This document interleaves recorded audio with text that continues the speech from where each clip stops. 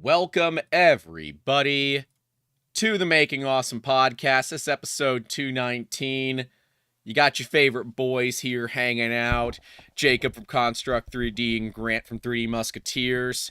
And boy, howdy, do we have some stuff to talk about today, don't we, Jacob? Yep, our plans went right out the window with two hot leaks / announcements all at once. Yeah, I love so much when we're like, oh yeah, let's do an entire series about business stuff for the next 3 to 5 weeks. And then the H2D gets this like ridiculous marketing leak campaign. And now we have the new, I'm going to say Index until I'm corrected, from Bondtech, which I looked at it and said, holy crap. Why are more companies not doing this? But Yep. if there is going to be one that does it, it's got to be Bondtech. So we're going to be talking about that. But the main subject today is, do you need more or do you just need more better? Right? The whole argument of quantity versus quality and how, by and large, we normally say more printers, more better. Does that always work? Chat's full of a bunch of people already, guys. Don't forget to leave a like, get subscribed, and all of those things. I gotta put the damn goal on because I forgot to do that. And Every time. every time. Remember that these streams are brought to you ad-free. And if you do want to contribute to keep those streams ad-free, you can do so by donating while we are live, or you can join over on Patreon, PayPal, YouTube channel members. Links are in that description down below. But yeah, dude. Yeah. I have a feeling you were also making weird squealing noises when you first saw the video for the Bondtech Index too, weren't you? I got more hyped the more I watched. Like I already started with the immediate like, ooh, I like this. And Right? then the moment that I saw the articulation of that hot end, I was like, that was kind of a white trouser moment right there. Like, Yeah, oh, that was quite nice.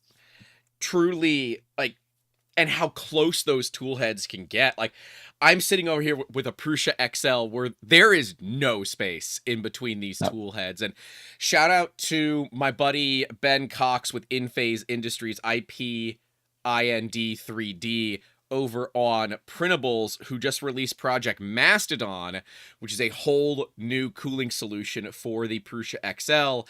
I placed an order for the fan ducts in some fancy MJF. So, yeah, crazy cool idea. It is pretty involved, right? It's not too difficult. If you can build a printer, you could probably get this done, but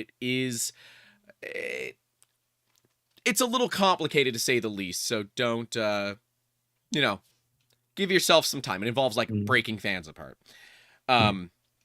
which we'll be doing. But like, dude, looking at the index, I'm like, oh crap, that It solves a lot of it's hot. problems, It's right? really hot. Wait, let me get the video up. Yeah. Uh And Winslow Joy replace. with a There we go. 9.99. Thank you very much. Yeah, look at this freaking video though, right? Like, first off, amazing work on your video bond tech. Like, are you The working with the S tier same video. are you working with the same marketing team that Bamboo works with? Like, this is ridiculous. The Uh quality of this video is mhm. insanely good. They've got the colors down just right as well. But it doesn't matter how good the video is if the content's bad and this content's good. Yeah, and it looks like they've really well used digital renders versus physical things. Like, so like that first shot was digital. This to me still looks digital. But the printing appears to be real. You think it's digital? I I think I think it's all real. some of those camera shots are really tough. Like, look, if they can get those camera shots, God bless them. Those camera shots look tough Okay, to okay. get. I'm locking in now. I've got a wheel, wheel, wheel, wheel. Edited but real.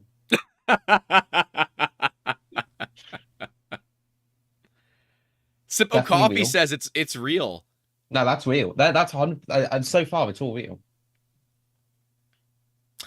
All right, credit I'm where it's not seeing any like aberration. I'm not seeing any cut corners. Like this is 100% real. hmm. And I've got to hand it to whoever was doing the cinematography for it. They That's got some it damn fine perfect. cinematography right there, like properly damn fine. Um, we got a $5 donation, Jacob. I think it's best that you go ahead and read it, and this can jump us right into the quantity versus quality idea. Okay, so view at your own risk with the $5, asking why do I want a Construct 3D printer versus a typical consumer printer? I want to understand better. I really don't understand the value proposition. Also, you got to get rid of the Interesting. Bondtech video. Oh yeah, oh yeah. No, no, no. I'm repping the Bondtech right now. This is Bondtech. They're not Good. sponsoring More of this, this. but Okay, they back to should the. be. They should Oh, be. that'd be nice. Hey, we could work together. This is Um, literally the base question that we see often, especially with you now as the co-host, of why the hell do I want to spend all this money on a Construct 3D printer versus a typical consumer printer? And I'm curious to it's know what your answer is, but I know what my answer is. so my answer changes depending on who asks, because the needs versus requirement change quite drastically. If you're looking at consumer, you're more looking at printing instead of the printer. Like you want to make parts. And traditional consumer printers, they make parts very effectively now. We're not in the days of the shoddy Ender where you had to spend 3 times the amount to put the printer together. That is a bit different now. But the Construct 3D as a general was always around the idea of what if we did it correctly the first time so you never have to do anything again. So take the nozzle. We use a CHG Bondtech Volcano. It's we put that in because that is the upgrade path most people will go down if they wanted the best for performance. Like, yeah, you could go with a diamond tip if you're doing hyper abrasives, but in reality, those are nice to haves, Yep. not like feature sets. Feature set is just abrasive resistant versus this or high flow versus this. So Construct 3D was always based around buying the machine that you never have to consider. Like if you just have the money, yes, it is a bit expensive, but you put that in the corner of the room, it can look pretty or it can look ugly, however you think about it. But when you click print, it will make the part to the best of the hardware it can physically do. And because we've put the best hardware in, it generally outperforms pretty much anything on the market by a substantial margin. It's the upgraded printer straight out of the box. So that's like the consumer versus us. It's basically an industrial machine hidden in a consumer shell. But that's it. It's the high value comes from never needing to repair it and the That bitch never that I needing to can't reach. fix Stop it. it. You need to print a scratcher. There you go. I just grabbed a deburring tool. Ah, feels so good though. It's the Um, metal one. My plastic one is sitting outside right now because I have a big oh. part that I need to finish cleaning up today. But But yeah, I would say in total, it Construct 3D and the Construct One in general, it is the machine that you buy once and never have to worry about it breaking or being irreparable or not doing what it says on the advertising. We love to undersell the performance of the machine because it's a very British thing, undersell, overperform. Don't do it the other way around. Like if we say you right. will get 40 cubic millimeters per second of flow at this material at this temperature, you will be able to replicate that. It's that mindset. So yeah, it's just different marketing, different mindset, different ecosystem feel. Words are hard. So the way Yeah. that I look at it is if you are trying to understand the value of a Construct 3D versus a typical consumer printer, you're not a customer of Construct 3D. Right? You are operating at a budget level where a $3,000 machine you're trying to justify it, and that's okay. A lot of us operate in that budgetary range. Construct 3D is significantly meant more for the I need it to work. I need it to be repairable. And in the event that there are problems, I'm going to get the support, right? Where you spend the money on the machine, you now have access to talk to the team at Construct 3D directly if there is an issue. You know, when they say 40 cubic millimeters a second of print, that it's not going to be 40 cubic millimeters a second for like half a second. It's going to be sustained across, you know, the full, like, longest possible path for it. You're not going to see a claim of, oh, we can, you know, print speeds up to 6,000, you know, meters per second or whatever, because that's marketing wank. You're going to get real numbers that actually matter. And often you would consider a Construct 3D machine when you're looking for something to solve a problem, and you necessarily don't. The problem itself presents you way more challenge than you need it to, and running a machine is something that you can't be bothered with learning and how to do it. The machine will handle it for you. You need something that is secure, offline, assume unless you want it online, but then it's local, doesn't involve cloud services and things like that, right? You know, if you want to support small business, a small family operated company that did do a really cool tour with some weird guy from Florida. So, Oh, you know. I love it.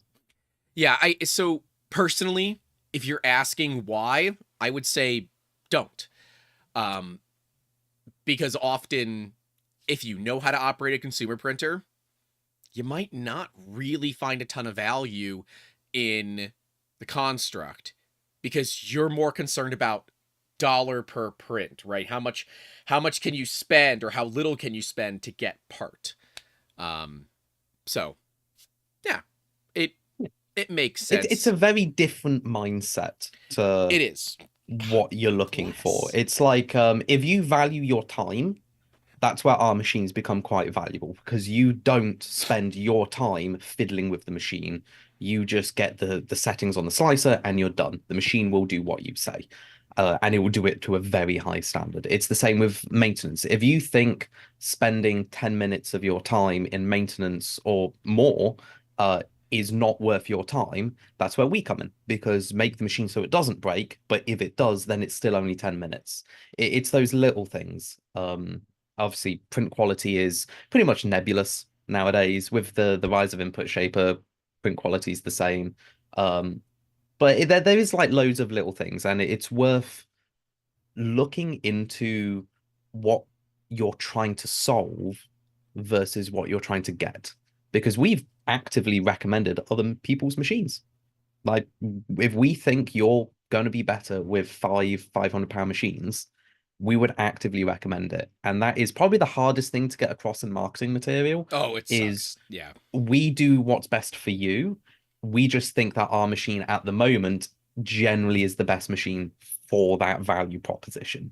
And we will undersell ourselves, because we don't ever want you to be in a position where you buy the machine and then you're like, oh, it said it could do this, but it kind of can, but it can't. Like, if we say we can print this material, you can print that material 24/7 on that machine to those specs listed. Like, we will never undersell the machine or never oversell the machine.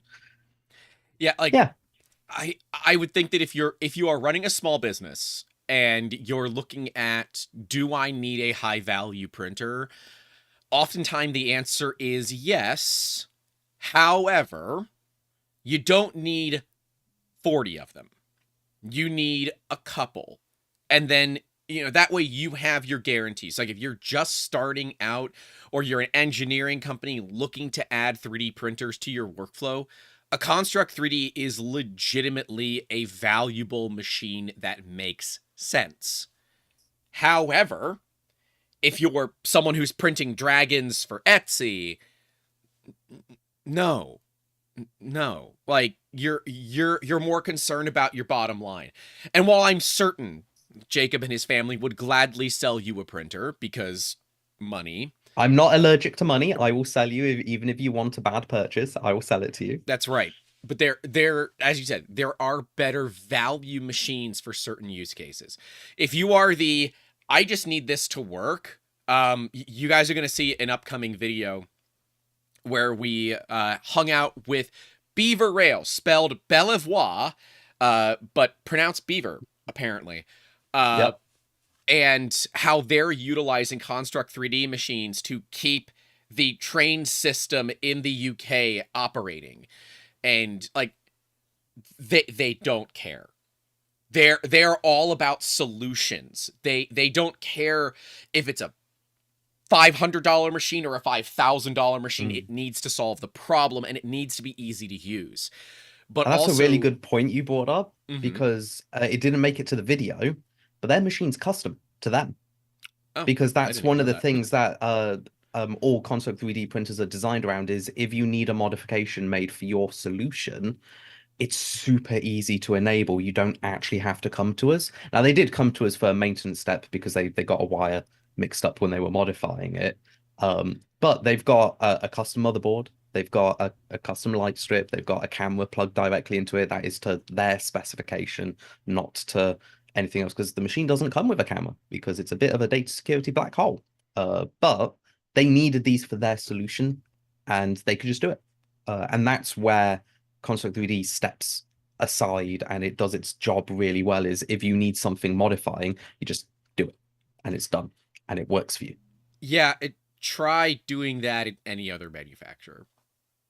Like the TLDR of why you're spending a lot of money. Yes, but it's the same reason that I spend a lot of money on Prussias, because I want the support. I want to, support the company as well as get proper customer service. And yes, it's not cheap, but it's also not supposed to be. I have a feeling the H2D is going to be much closer to the Construct 3D. Mm. The one, not the two, but closer to the one than most people think. I think it's actually going to be above the price of the one, but I think that that's going to end up showing people that having some level of customability has value to it. And that really you don't need a 40-watt laser on your 3D printer. No, to be honest, if you're putting a 40-watt laser on a printer, I'm more worried for the machine. Can you just I imagine the don't know what you're dross coming burning, but off of whatever the hell you're burning sticking to the rails? Like, imagine it sticking to the belt. There's a reason the belts are waxed to reduce friction. They're gonna destroy them, and some of the chemicals that are off gases will eat away the materials in that machine. we definitely don't have a bit of a bet going on in the public Discord, or the Patreon Discord, but the public section of that, where we have kind of a bet going of how long it's going to take for the first person to ruin a machine by putting PVC in it. So, yeah. I just hope we don't get a death. That's the main thing. We shouldn't. Its filtration I've known system should be someone who fine. has died to PVC, and they were laser Well, cutting, and they did have a filter, but they didn't have it on. you knew somebody. You don't know them anymore. You knew them. No, they we learned the nice way that humans are indeed biodegradable. And View at Your Own Risk with another $5 says, thank you. That was very helpful and useful, as well as your Oh, thank you openness very and much. candor. All of it is greatly appreciated. See. I Appreciate like to think you I will never appreciating not be us. genuine. I mean, if you weren't genuine, we wouldn't have asked you to be the co-host. You being It's for the looks, genuine obviously. is why I like you. And Aw. me being genuine is why I'm blacklisted from companies. But also We're why both blacklisted from companies. and also why I was totally down when you invited us out to film, and before I even asked, you said you can film whatever you want. There's just this pile of boxes that we prefer you don't show on camera because it could be a little bit more organized. I'm like, that's it? That's literally they're like, yeah, that's it. I'm like, cool. All right, let's go have some fun. Duff said that he thought I picked you for your hair. I mean, that was a big part of it. The cuppa and his mother's cooking and his mother and father's cooking absolutely had some level of decision making in there. So, yeah. Right, next time I'll be the one cooking. I'm worried now. Oh no, you know I can cook. I hope. I did not know Maybe. that you could cook. Well, do you see what I put in the $10 tier higher Patreon Discord? I did see that, but uh, can you follow a recipe or can you cook? Right? I could do both Okay. because I meticulously plan out the recipe and then I cook. Got it. And View at Your Own Risk just became a basic support member, so thank you very much. We definitely didn't realize that we haven't posted Catting Room Floors for like 5 months, so we're gonna have a bunch of those coming out relatively soon. So that's interesting. Sorry about that to all of our channel members and all of that. But yeah, let's jump Wait, in. wait, we've got a more important question before anything 3D printing. What? Is it CC Atlet or C Catlet 1984 asked, do I use spices more than salt and pepper? It's C Catlet because his Yes. first name is C Chris. Catlet. Oh, C Catlet. Yes. Salt is not a spice. I will die on that hill. And if people think salt and pepper are spicy, I will not be cooking for them. Spices exist for a reason. Hell, I live in the UK. We conquered the entire world for spices. It's not my fault most of our country was like, nah. They're good. They're good. He's not wrong though. He's not wrong. That is pretty much why you guys took over the entire world was for spices. And yet I've had some pretty bland food in the UK. That's all I'm saying. Yeah, sure, but you didn't use them. Exactly.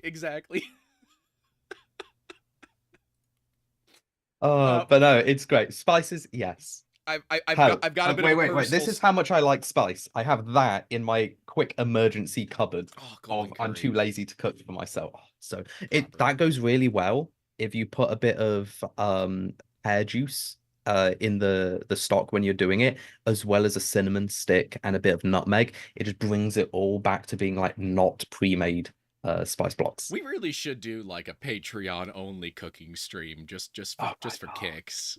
That would be really fun. I've done it before when we were cooking. I forget, and I just like mounted a camera on my like above my stove. Um, What is it with us turning these streams into let's talk about food? I have one food story, and then we can move on to the H2D Okay, because okay. I was hanging out with my aunt yesterday, who I do want to bring her on as a guest, with the title of her episode being called "Obliterating the Glass Ceiling," because she is the example of how you can absolutely obliterate a glass ceiling. But she makes some really good chili, like properly good chili. What she didn't know, and what I didn't know either, is that chili powder, depending on where you get it from, is either a spice or something used to add heat. She thought that when her friend gave her chili powder from New Mexico, that it was the one to add flavor. It was not. And well, I mean, it was quite flavorful, but that stuff, it was inedible. It was so hot. This was years. This was like over a decade ago, and we still laugh about it to this day because she's a phenomenal cook. And we were laughing about it just yesterday because we went to go see her yesterday, and it's just one of those like fun memories of us trying it. We're like, oh, it's really spicy. Yeah, just one of those fun ones. David Connor Shover says, just wondering when my name will be in the your name. If your name's is your name not in the credits? It should be. All right, I'll ping Andrew and ask him. Because it should be. If it's not, then we'll get that adjusted.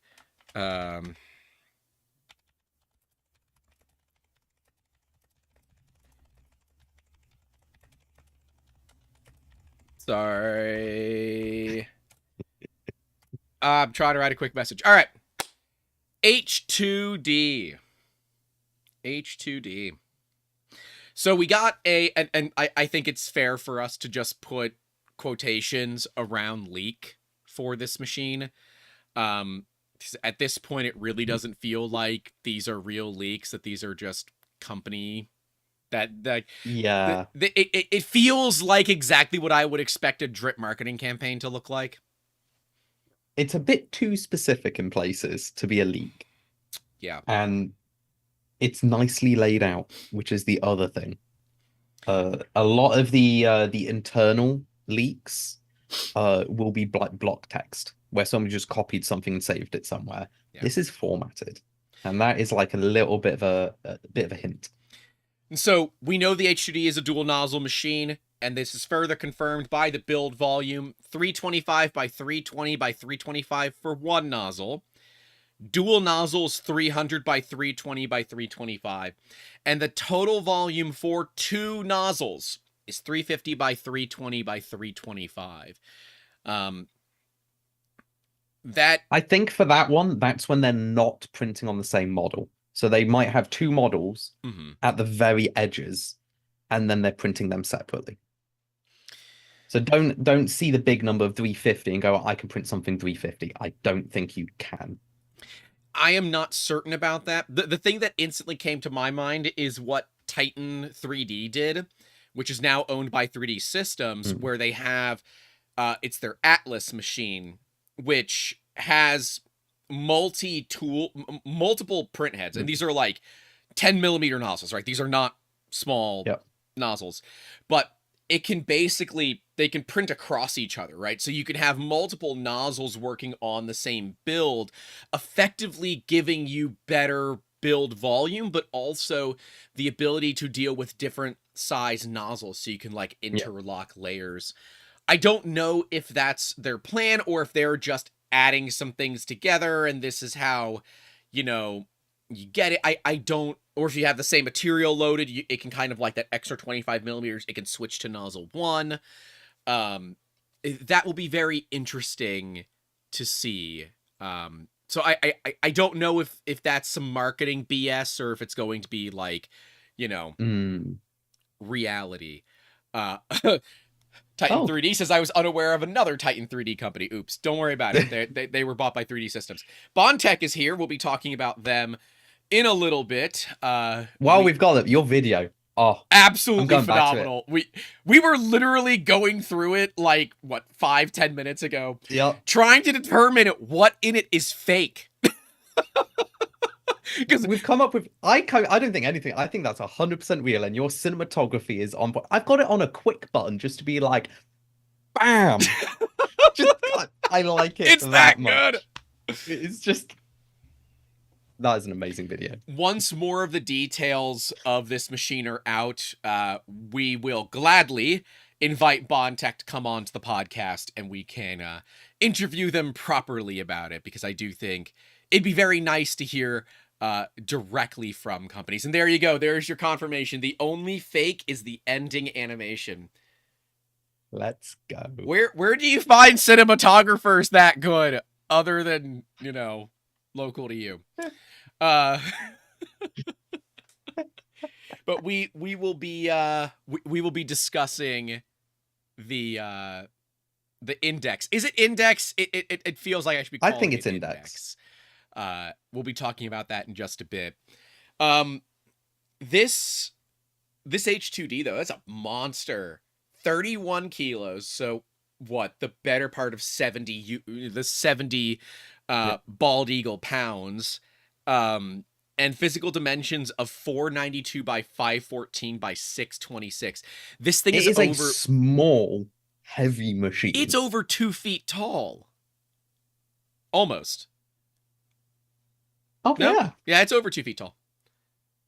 It's 600. So bear in mind, you've seen 606.9 is 24 inches. A C1 XL is 710. So that is off-screen tall. And this is only 10 centimeters smaller. And it's roughly the same weight. It's also 150 mil narrower in every dimension. And it's almost the same. This is going to be heavy. 31 kilos is not a small machine. All metal hot end, hardened steel on the extruder and nozzle, max nozzle temp of 350, and it looks like they're going to go all the way down to 0.2 up to 0.8. They've got the filament cutter, filament of 175, and they're using a permanent magnet synchronous motor, which they're calling servos. I think Jacob, you accurately depicted that. Yes, the image they did release is a brushless DC or BLDC motor with a Hall effect sensor on it, or some sort of positional accuracy sensor on it, which in all technical means makes it a servo motor. It is technically a servo. I personally wouldn't call it a servo because it is just a Hall effect censored brushless motor. Um, it does normally servos have a lot more internal measurement equipment. Now, I bear in mind their render probably doesn't include half the things that they're including in that motor. Yeah, we can look at theirs and know it's a render. We have to argue whether or not the thing that Bondtech put out was a render. Just to be clear about this. So it's entirely possible they have made their own servo. It's neat. I just don't see the point, and that's the main thing. I Like, worry a I don't know lot the about part difference availability. between. That's it. It's a custom motor that you can't swap out very easily. Nope. The Hall effect sensor is nice, and I do hope they're doing like FOC control on the motor because then it'll be quiet, strong, positionally accurate for the most part. But I just don't know why they went away from steppers for that. Because steppers are tried, they're tested, they're cheap, they're replaceable, they're easy to work with. I'm guessing it was weight. My best guess, all I got Yeah, is weight. Because you can do a BLDC, which technically steppers are BLDC motors, period. But you don't need as much of those stacked plates to get torque out of a standard like quadcopter yeah. motor with, and it would also indicate that they've geared it quite a bit, so they're going to run it very, very fast and gear reduce the absolute crap out of it to get more torque. But again, this is all we're making a lot of educated guessing here, right? So we'll come up to more later as we're reading through it, but I will caveat with what my gut feel with some of the claims. They might be doing your standard 3D printer company claims where they're doing up tos in a lot of the areas. So Yeah. where it says 350C on the nozzle, I would be hesitant to say that's a usable temperature. So we're doing something similar. So I've got a similar hot end design with the heater cartridge in particular. If it's a PTC heater and you're at max temp, you actually have zero power input because it's at max temp. So saying your rated temperature is 350 might be very disingenuous to being able to print at 350. Because if you're at the maximum temperature coefficient and it's throttled itself to what, like 5 watts, maybe even less, that's the amount of heat you have available to put into your filament. And that is going to slow down what could be a much higher performance hot end for those higher temps. For example, so we've got a 45mm melt chamber and we've got a 100-watt heater on ours. In PETG, with a very underpowered motor, because we're just doing it for testing because we like to underrate everything, we were getting 55 cubic millimeters per second in PETG at 250, like the most generic settings you could imagine. Which means you're getting like 80 out of ABS. Yeah, like so we were getting 50. When we went to the same viscosity material but at a higher temperature, we were only getting 20. And that's because we couldn't pump the temperature into the material to soften it, because that temperature increase meant you had less thermal headroom to pump it to reheat itself. Otherwise, you could actually see the temperature starting to drop as you couldn't physically heat the nozzle up more. We reduced temperatures by 10 degrees. We got 10 more cubic millimeters per second of flow because we could maintain it then at that temperature. So something just to note, keep that though, in mind. Bamboo was probably one of the first to really popularize those flat ceramic heaters, right? This kind of flat ceramic heater style. I have full faith that if they're rating it to 350, that it can sit at 350 all day. That's the thing they're not going to catch themselves on. I think the speed, absolutely, right? But they're saying 350C. They're not saying up to, right? So I think its max operating temperature will be 350. I think it will run that. And that's going to be for like your PPSs. I would like to be wrong. Like, bearing in mind, I want to be wrong. I want this to be 350. If this is 350, it opens up so many nice materials. Well, the reason I don't is because it's marketing. And I know the Yeah. engineers at Bamboo Lab are very good, but marketing tends to run away a little bit with upping the numbers just a bit. For example, the X1C on their website says it can do a speed that none of their slicer profiles have. Not a single one. Well, the H2. Oh, for the X1 and P1 and all that. For the X1 and the P1, they claim certain speeds that are never achievable with any of their factory settings. Oh And yeah. to be honest, you wouldn't want to run them at those speeds anyway because your quality just goes. You definitely would not. They're claiming closed loop control on all the fans, which is fine. It's just a tack That's sensor. fine. Yeah. Like that's not even difficult. It's just a tack sensor, totally fine. For a company like Bamboo Lab, they should all be tax sensors because then they get to give you an error code when a fan dies. Yep. It makes sense. If you're doing your Perfect own sense. software stack and hardware stack, a tax sensor is the cheapest thing you can add and you gain a load of credibility. And that's a 3-wire fan for most people. The 2-wire fans don't have the tack sensors. Sometimes 4-wire Sometimes 4. because you can get a Yep. speed report as well as a tachometer report. It's fair. Jim Macrobot actually, with the $2 saying continue for the ad-free streams. Thank you, sir. Thank you for the $2. I believe Bamboo Labs is side cooling fan, like the big 120 32 mil. That's a 4-wire. I believe it is a 4-wire. I've never checked it. Oh, and Actually, Monkeycraft let me the go check. $5 I've got saying one. spice it up. Extra spicy today. And then it's got so many cameras, 4 cameras, 3 of which are 1080p, and then the bird's eye camera is 4 freaking K. So that is quite interesting. Oh, you literally just have one laying around. Okay. 4-wire. It is 4-wire. Will not focus at all No, because my face is in the way. There we go. I can see the 4-wire. So 4-wire. I wonder if that's for extra voltage.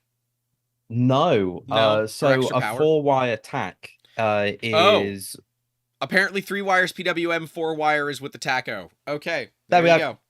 There we go. Answered. That fixes it because one is tacho in and one is speed out. That would make So sense. it's controlling itself via internal circuitry versus the micro board. And sure, yes, as Sip of Coffee says, and now the fans are way more expensive. Yep, they're gonna be more expensive, but with quality parts comes quality pricing. So I don't think this machine is going to be anywhere near as cheap as people want it to be, and so I don't think a $20 fan is going to upset anybody at this price point. I think the cameras are really nice to have if you need it. The live view camera, nozzle camera, bird's eye camera, tool head camera, right? Big camera, right? I think that's more cameras than any machine. I'm gonna say sub $5,000. Yeah, you can say that. Yeah, I mean, I was gonna even say sub if 10 you're just grand. gonna leave it at any machine. I know some machines with a lot of cameras on the inside. Right. Well, I'm saying like even sub 10 grand. I don't think there's any machines sub $10,000 that have more than 4 cameras in them. I don't think there are many that have more than 3. If you can gain external access to those cameras for your own software. Because having that many cameras gives you so much ability to analyze it for print failure. Yes. Like you can monitor to a new level with 4 cameras. Well, and that's likely the thing. Like the nozzle camera, that's a big one for me. Like if you can utilize a nozzle camera to detect heat creep, skipping steps, layer shifts. You can use it to detect so much. Their tool Blobs of Doom, the big one, the one that kills most printers. You can detect that with a nozzle camera. Well, can the nozzle cam see things? Yes, it's fine. No, Blob of Doom, stop the print. All the sensors that a little boy could ask for. And then we get down to the electrical requirements where I think some people are finally realizing how beefy this machine is going to be with its max power on 110 volts being 1,320 watts, which is the exact amount of feet in a quarter mile. And at 220 volt, we're looking at 2,200 watts. So an H2D needs its own dedicated circuit, basically. In the States. Not for the UK. Not for the UK. Yeah, in the We've got States. actual power available in our wires. Well, you know, But you it's can get still about true. You can only 1,800. put one machine. You can only put one of these machines on Yeah. one socket. You can't put two. And that is, it's concerning because I don't know where the power's going. A printer is generally low power. Like once everything's It's their hot, beds. I mean, the difference in the 110 and 220, that's the build plate. yeah, All that's of that, definitely the yeah, build plate. that's an extra 700 watts for the build plate. Now it should be what, 4x the power when it goes to Roughly. 220 volt. So if we take, It wouldn't surprise me if it is a custom plate for 220, because that's what we do. We make custom but then plates like, for the US versus EU. why rate it higher? I don't know. That's what I don't understand is for a size of bed, which is like I'm just going to call it 300 by 300 because it's easy to work with. You only really need 550 watts for that bed to get to 120 degrees. Yeah. Ours is 410 by 410, and we're putting 800 watts in, and it gets hot fast, and it can get a lot hotter than 120 if you let it. Yep. And running watts is the same. It's a little over 1,000 watts on each 1050, which, by the way, way more than your standard, printer. Like a Prusa, a Prusa XL max is at 750 watts. It cannot go above that. That's it. That's all it gets. I'm pretty sure when it's idle, as in idly printing, not idle as in not doing anything, it only draws like 220 to 260 watts from the wall. Yeah, like the printers are not power hungry once they are hot. And so if your average power is 1,000 watts, holy crap, that is incredibly power hungry. Yeah. So if you are looking to add an HUD, and by the way, people are like, oh, I'd like this thing to be around $2,000. It won't be. No. It's going to have to be more expensive than the X1E, which is 2,500. So I was initially thinking it might be 4.5. After seeing the leak for the tech spec, I think that's conservative. I think it might be 5 to 6, maybe even 6.5. I'm still sticking at 3.5 to 4. It's the power draw that gets me. There's a lot of power being used. But heaters are cheap, right? Heaters are cheap. It's going to come down to what level of safety does this thing have. Because I want you all to think about what 1,000 watts sitting in a room in your house is going to do to that room. That room is going to be so freaking hot. It's like I have the Qidi Plus 4 inside right now, and to print PETG, we turn on the chamber heater, but I also crack the top glass a little bit so it doesn't overheat the chamber. That is a 400 watt heater that will make my office 5 to 7 degrees Celsius hotter than any other room in the shop. 1,000 watts is going to radiate just so much energy into the room. It is going to be very, very hot. So be careful. They've got a neural processing unit with just 2 tops. Sure. They've got a quad-core ARM A7 chip. The motion controller is a dual-core Cortex M4, single-core Cortex M7.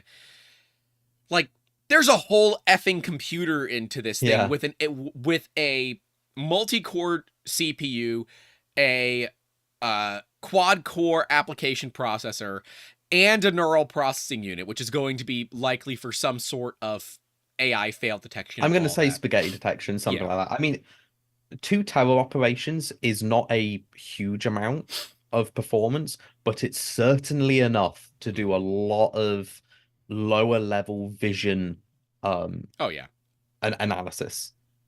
And there's a lot of tricks you can do to get more performance out of lower performance hardware. Just because it's software, and software is basically black magic at this point. Talking about software, a little bit of a dig in the software section. Says Bamboo Studio supports third-party slicers, e.g. Cura and Prusa Slicer. Orca is distinctly left out of that list. Some advanced features may not work on third party. And so that is a very big key thing that we haven't seen with other Bamboo machines. And, well, that's what the firmware thing that we talked about a couple of weeks back is all about. This is going to be the first Bamboo machine, in my opinion, to be fully locked. And if you want to go over to a third party, you're going to lose features. Formlabs was kind of famous for this, where they have open mode on the Form 3, I think. This is Form 2. It was one of the older gens of the Formlabs machine where you could put it into open mode, but the little mixer that would go back and forth no longer would run.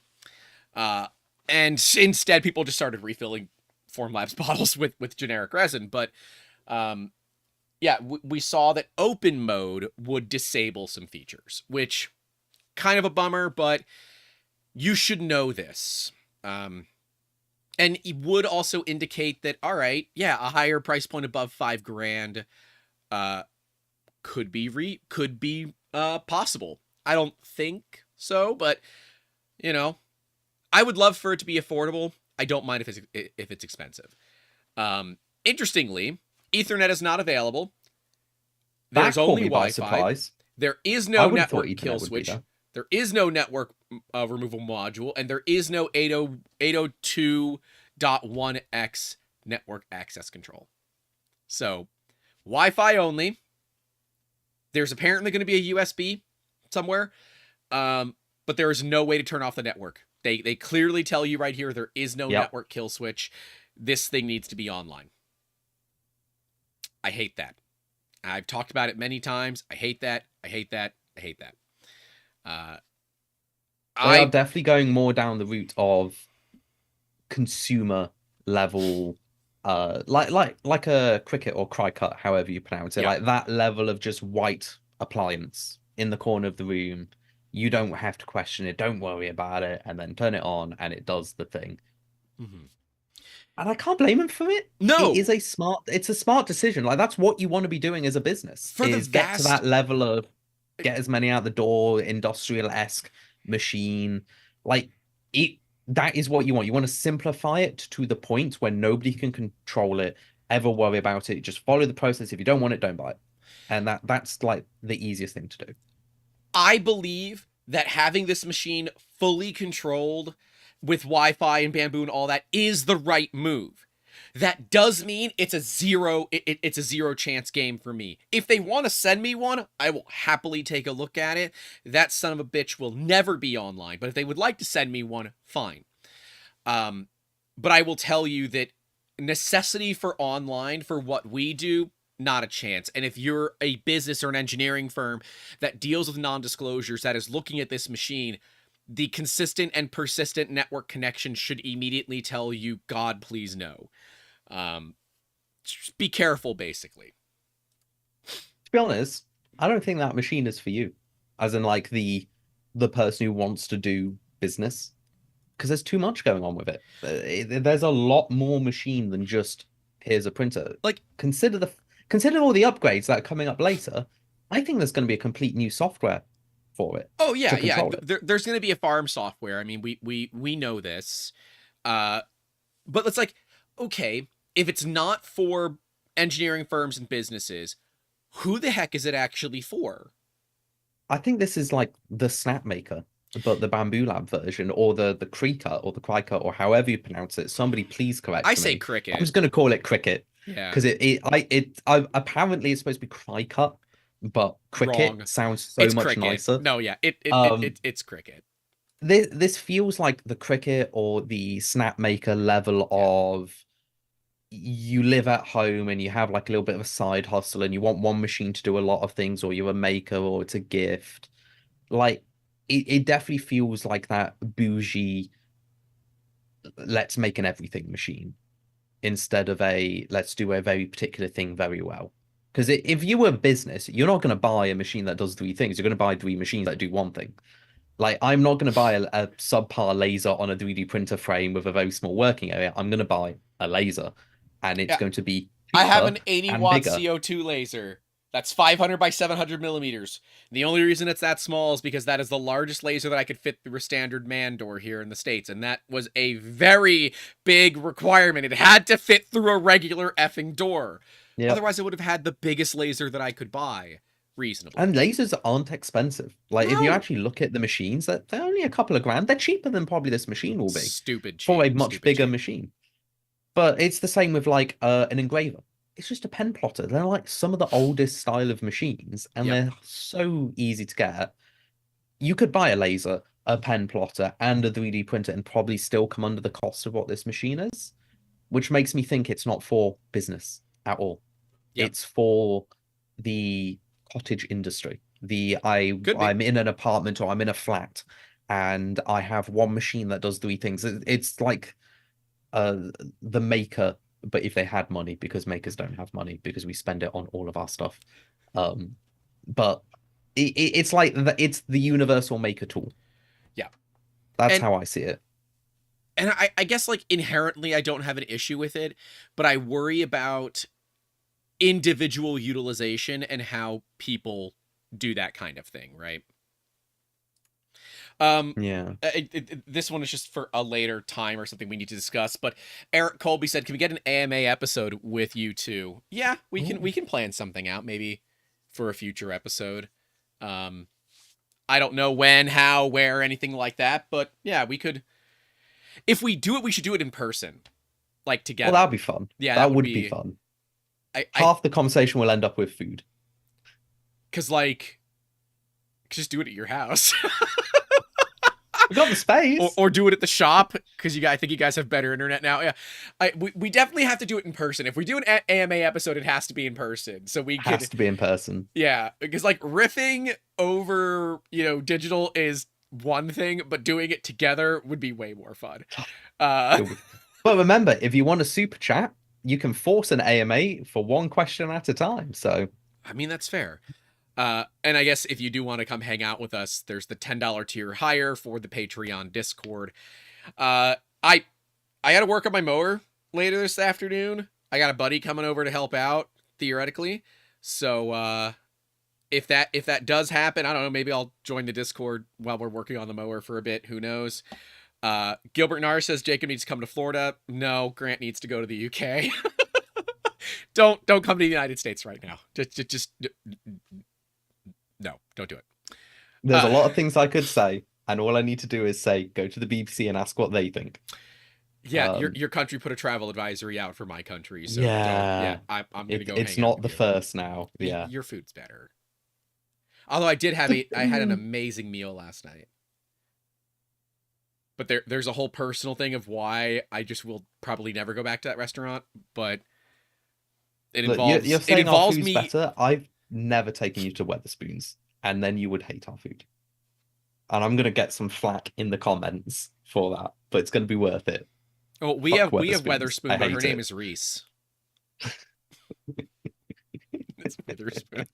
Anyways, We're back to food. yeah, No! a full circle. I can't spin in a full circle here, but imagine I am. Woo! Is that what we have to do? I have to make enough. Like, I'm too close to the cabinets next to me. But is that what we have to do? We have to, like, spin in a full circle when we go full circle. We're like one of the Wii Me emotes when, like, you do bowling and you miss the ball. It's like All right, Oh. laser modules, because apparently we have to have laser modules, and there's two.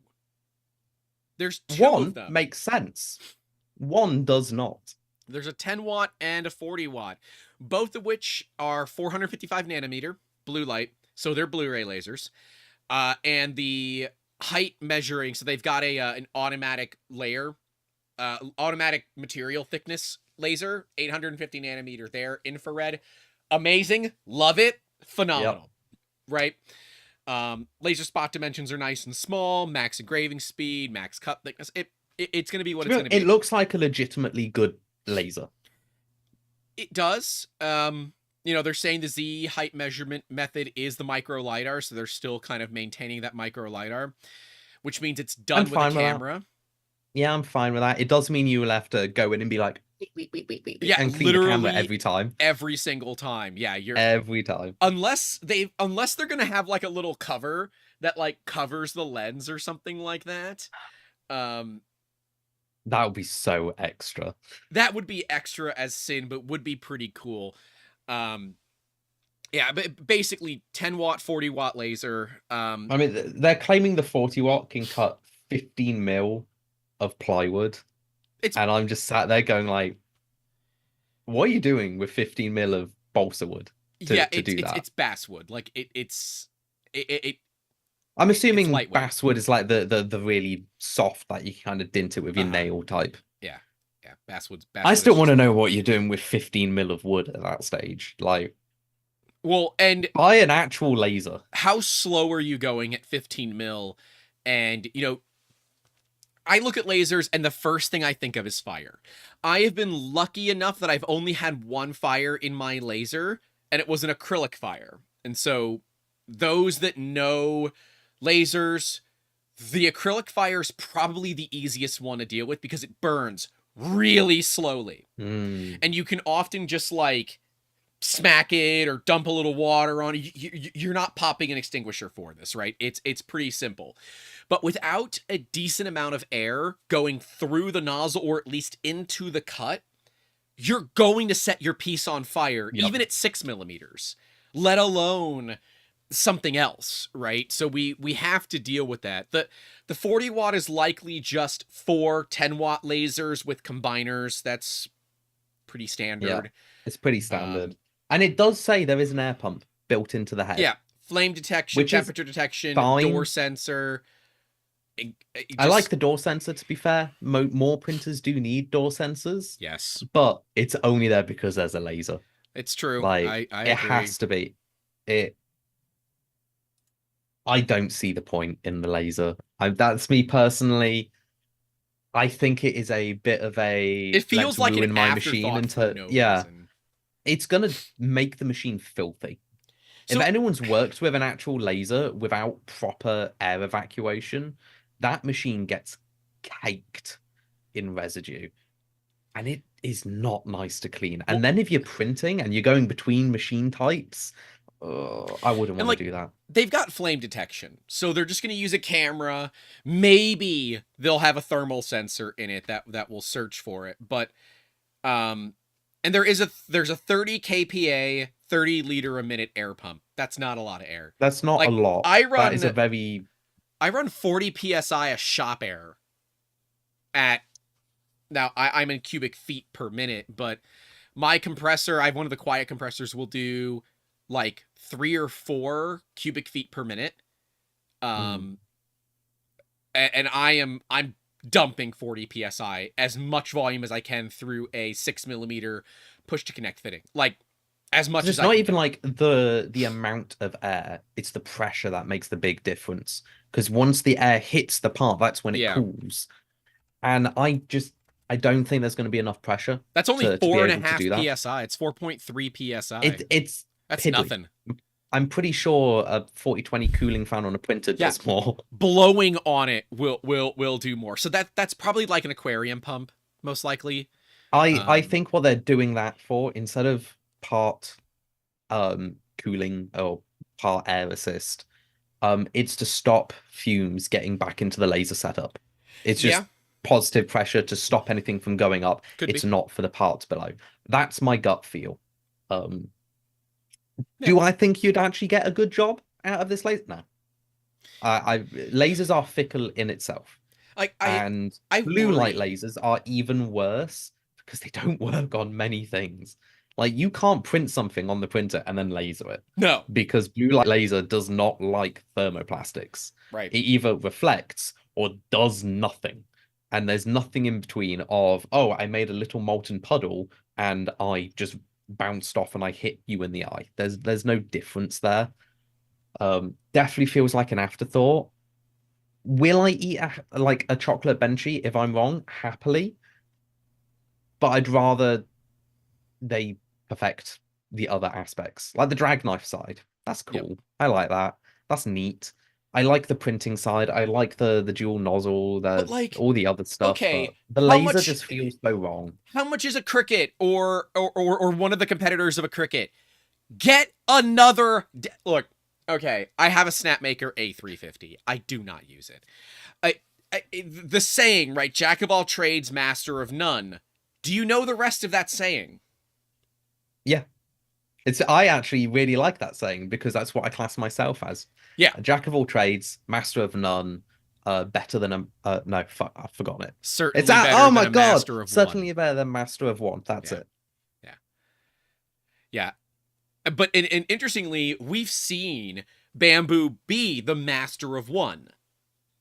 So, can they figure out how not to drop too much quality from this machine? That is going to be the thing that we have to know and The one ask. that I'm gonna find interesting is I don't know what machine power in terms of voltage that they're running their motors at because they're running 100 meter per second is their claimed print speeds, That's and insane.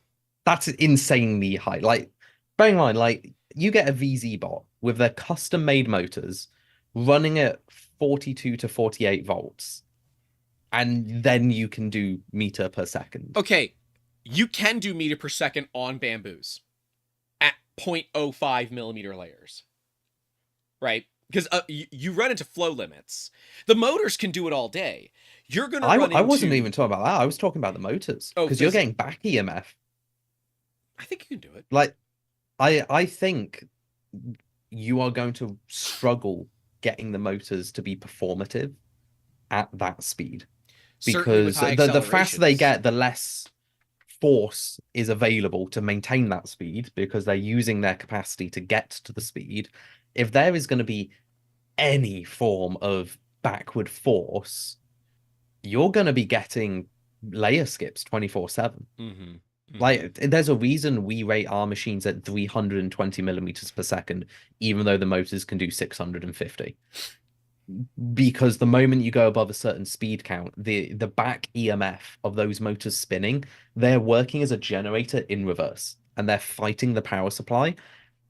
And it does make positional accuracy worse. And it makes just the amount of force you have available to accelerate lower.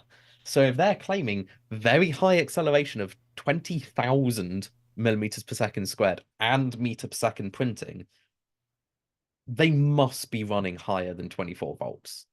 But then you've got an entire ecosystem problem then, because now you're running what, 32, 36, 42, 48. Like, that's a lot of power, and that's when motors become dangerous Yep. because they become very strong.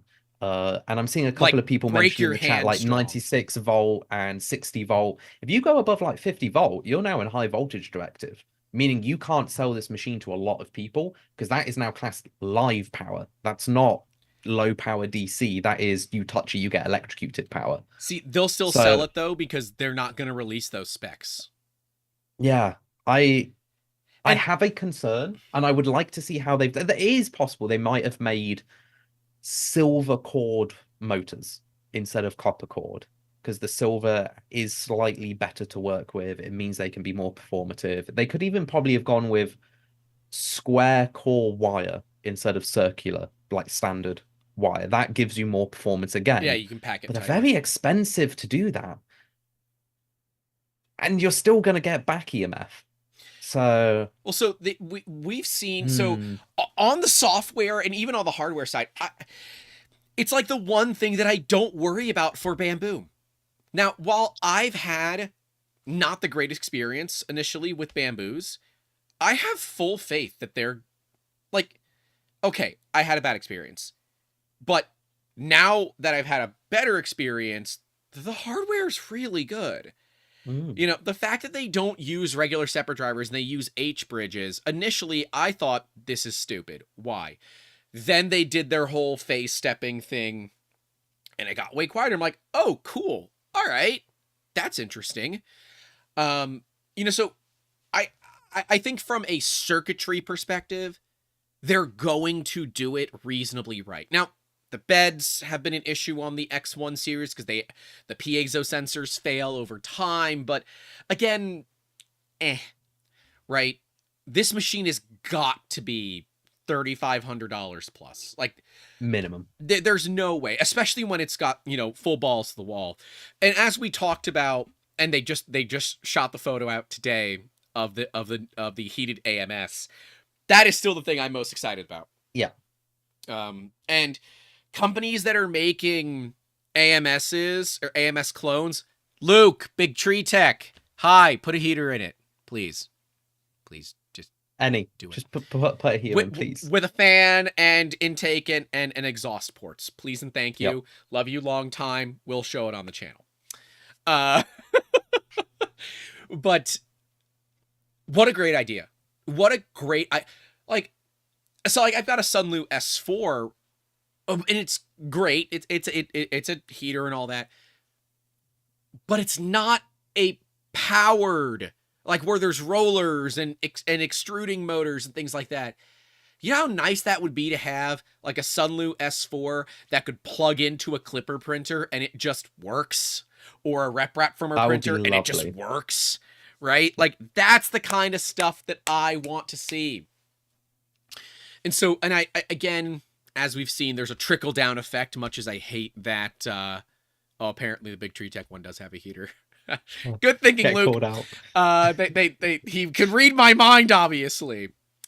But I hate the term the trickle down effect because it's notoriously pretty problematic here in the States. But this will trickle down into more affordable machines. So just keep an eye on it, right? Just keep an eye. In all honesty, a heater is not expensive. Like, they are between $5 and $10 if you bought it yourself, and at a factory scale, it is probably $2 to $5. Yeah. Like, adding that to a machine, the only thing you have to be concerned about is how much power does it draw, and that's not a really big concern. It will trickle down. We will see cheaper AMS alternatives with a dryer, or at least some form of attachment to allow for heating and drying. I wouldn't worry about it. Just keep an eye out on the market. It will be there. More will be coming. Yeah, and like, the drag knife is cool. Hilariously, Prusa dropped a drag knife, tease the same day. It's cool, but again, I don't know. Go buy a machine made for it, right? Like, yeah, I don't see the laser or the cutting being why you buy this machine. To be honest, I see them as a bit of an issue. You'll probably damage your machine doing stupid things with them, and then you won't have a machine that can do anything. Yeah, so I'm not a huge fan of multi machines, right? Like, there are multi machines that work good. Like, we saw it just the other day with X-Tool and their multi fiber laser. But that's still the same laser source, right? Yes. You're either attaching it to a gantry, using it as a CNC cutter, or you're feeding wire into it as a laser welder, or you're changing its spot size to do cleaning and things like that. That is one machine that is capable of doing multiple things without changing what it fundamentally does. This is totally different. You are removing the print head, probably, and putting on a laser. I would assume you're removing the print head. The laser modules are not small. It wouldn't make sense to keep it. And we can see with the 40 watt, you do lose some Y, and you lose some Z. So it goes from 310 by 270 by 280 to 310 by 250 by 265. So more laser bigger. It's just 4 10-watt lasers with a combiner. Probably. That's how they all are. There's nothing special about the technology. Bamboo Lab didn't invent it. I literally have an open frame 36 watt, which is 4 10-watt lasers with a combiner. It is dangerous as hell. I got it in for a video. We did a video on it, and I don't use it because it's way too dangerous. someone was saying that they don't think it's got a heater in it because they said heating is not drying. I think it's they're going after like the Sunlu S2 and the S1 where it was just a heater inside of a chamber and nothing else. Like there wasn't any fans or anything to circulate the air. Yeah, there's no airflow. Yeah, there was no airflow. So yeah, you would dry the material, but the air in there would be moist. So like my S2s, we burned some holes in the top of them, but every now and then you gotta like burp it where you open it, you blow in cool air to get rid of all that warm, moist air. Yes, they've solved it on some of their newer things, but at the same time, the Sunlu E2 is out for $200. While it's not an AMS, there is opportunity for companies like Sunlu to do something like that. So I don't know. In this case, right? So we have, do you need more or do you just need better? This is I would go with a more. bit of both. I would still go with more, just Yeah. because I think that if they were closer in their technology stack, where it was like the X tool, where it's still the same technology, different application, that would make sense. There will be a downside to using the laser on a printer, and there will be a downside to using a drag knife on a laser, because the laser is really the problem, to be honest. It's a dirty piece of equipment, and you could just do better. Like, you can get a $300 blue light laser etcher that's good quality, 5 times the size. Like, there's nothing to them. Like, you don't need an expensive machine to put a little $30 to $50 blue light laser module on it.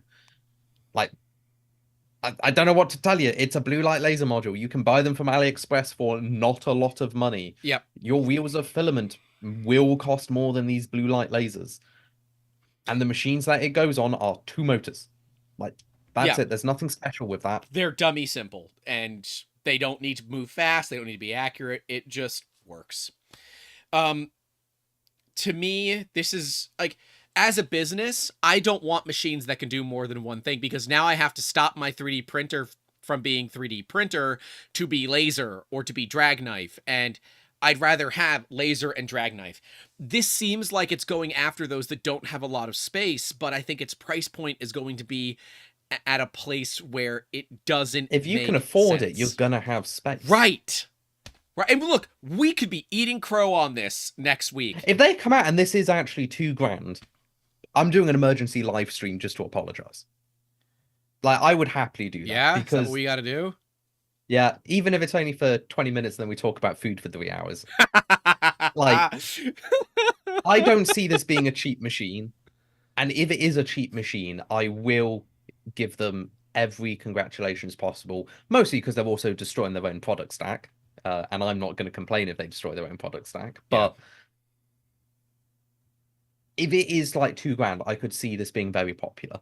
Incredibly, because then it is the snap maker everything machine. You give this to an architect. Actually, yeah, you give it to an architect. They can print the building, laser cut a little bit of balsa wood to glue together, cut out a couple of stencils and spray it on. Like that, this will be a perfect architect's machine. But I don't think it's going to be that cheap. I think it's going to be like 4.5 to 5. And at that price point, if you're an architect and you're dumping $5,000 on a machine, you probably already have the money for multiple machines of more dedicated things for bigger projects. And we'll see. So, like, they pulled the X1, right? There's only the X1 carbon now. They pulled the X1 because it wasn't selling. So, I don't know. Will they pull the laser modules? We will, we'll see. Joel has one, so I assume he'll be doing a stream as soon as the embargo ends. I'm sure this comes as a surprise to everybody, but I don't have one. I know all of you are so surprised. You all thought I was going to get the H2D because Bamboo loves me so much. I don't have one. Sorry. I have like 300 pounds of something else. If it's not a printer, it's batteries. PX with the €5 saying, why aren't there more material jetting and polyjet 3D printers? Have you not seen the one that FlashForge is launching? Also patents. And I was literally going to say patents. And cost of the polyjet heads. At some point, I need to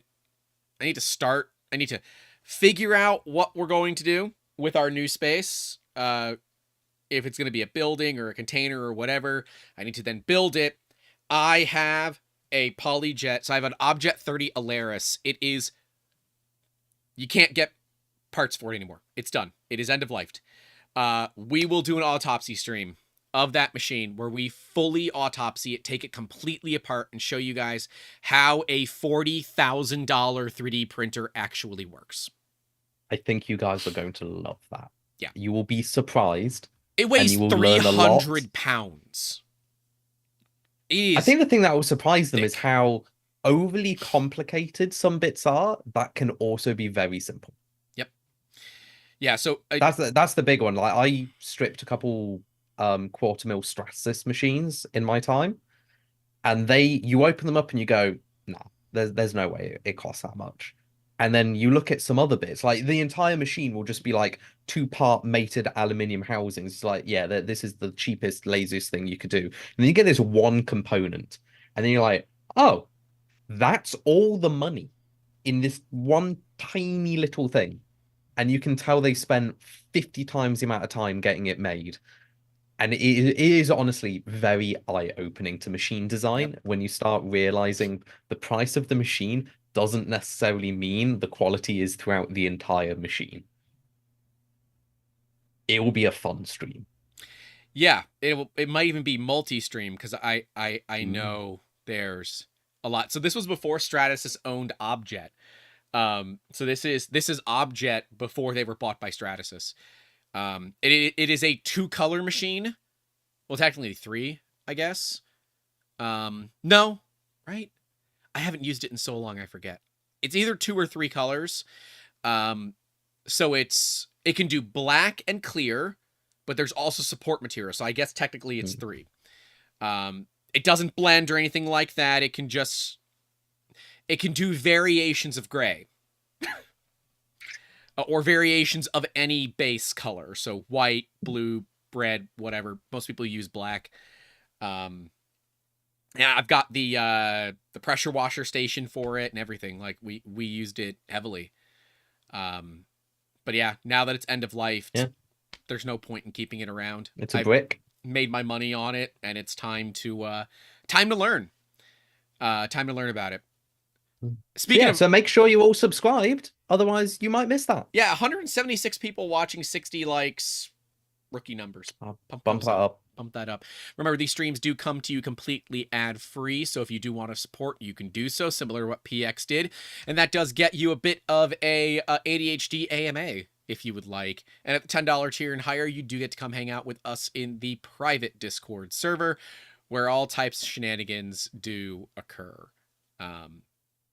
Including... You get to see some of my cooking tips. Yeah. What is this, Jacob's Cooking Tips? This is what, JCC? Or JCT? JCT. Oh, geez. All right, let's shift gears into this new index from Bondtech. Yeah. This Buddy has the hotkey ready. I was ready. Hotkey. Dude, I was making weird sounds when I saw this video. I'm like, excuse me? Excuse me? You're doing what now? Yeah. It is beautiful. It is honestly beautiful. Yeah. I'm speechless with the application, the form factor, the actual style. So this is something I harp on a lot. Printers don't have style. They're very utilitarian. And seeing how Bondtech have come out with just look at it, it's gorgeous. Yeah, like you can tell because of the way that it is, you know. It's beautiful. It's beautiful. That one shot where the wheels come to yeah, right? It is. I'm looking at this like, shit, I suck at being a camera person.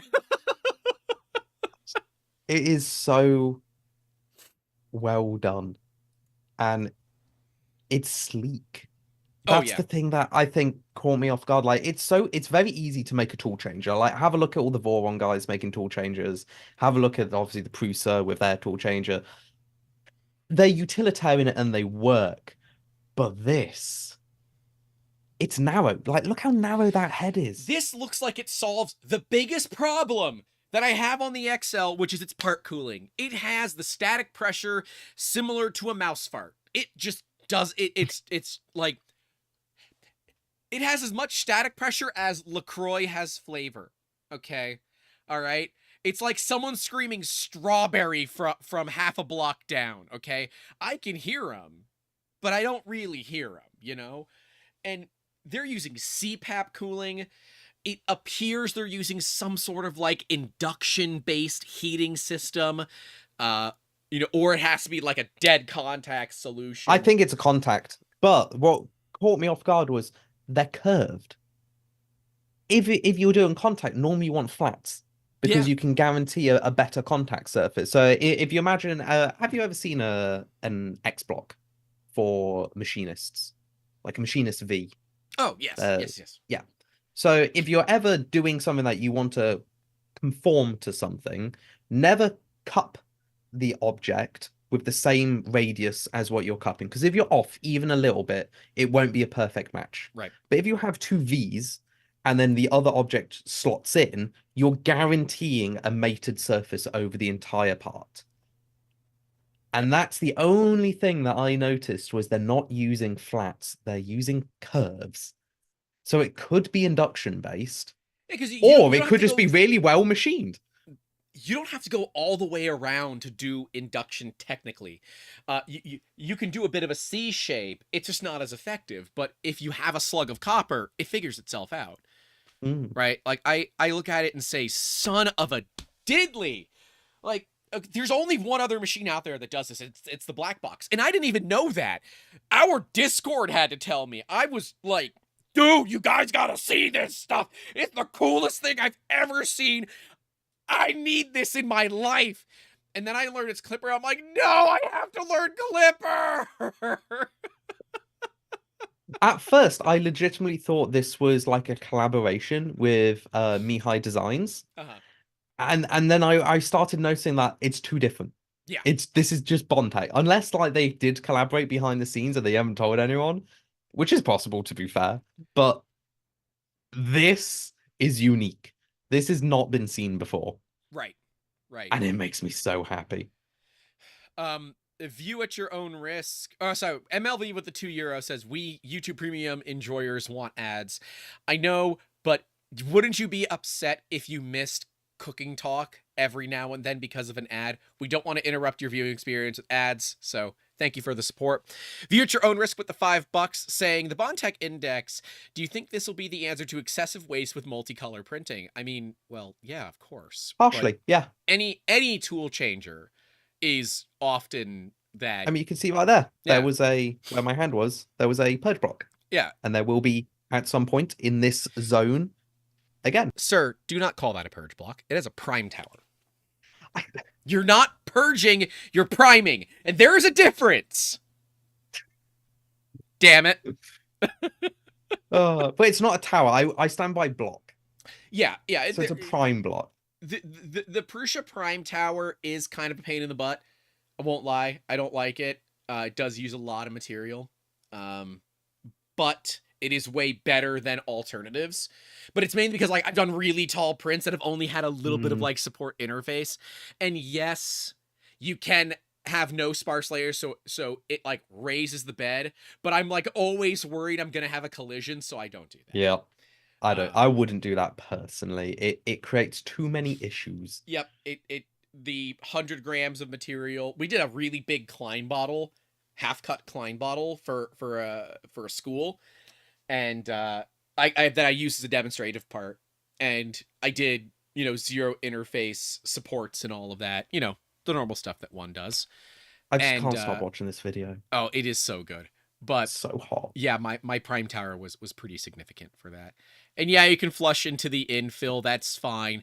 You have to worry about, because the nozzles are sitting and they're cold, you have to worry about the ooze when you heat them back up. and the shrinking when they cool back down. So you want to Yeah. make sure that the filament is primed and pressurized before you start printing. So that is totally normal. It is expected. That's fine. For those that are wondering, I've already reached out to Bondtech. I've started some communication level with them already. I would love to be able to display this on the channel. I think this, I look at this and say, this makes the Voron Trident powerful. Yeah. If this can be attached to custom machines and not just like a Bondtech like No, specific it's machine. Clipper. Oh, it's just straight up Clipper. It's literally Clipper. Oh, I'm gonna have to learn Clipper now. Right, you're like, well, shit. I guess we're gonna. I guess Oh. we're gonna have a Construct 3D machine with that's Clipper with the Bondtech Index. Look, we have one Construct 3D machine in Clipper, and it was enough to tell me we're never going with a Clipper machine.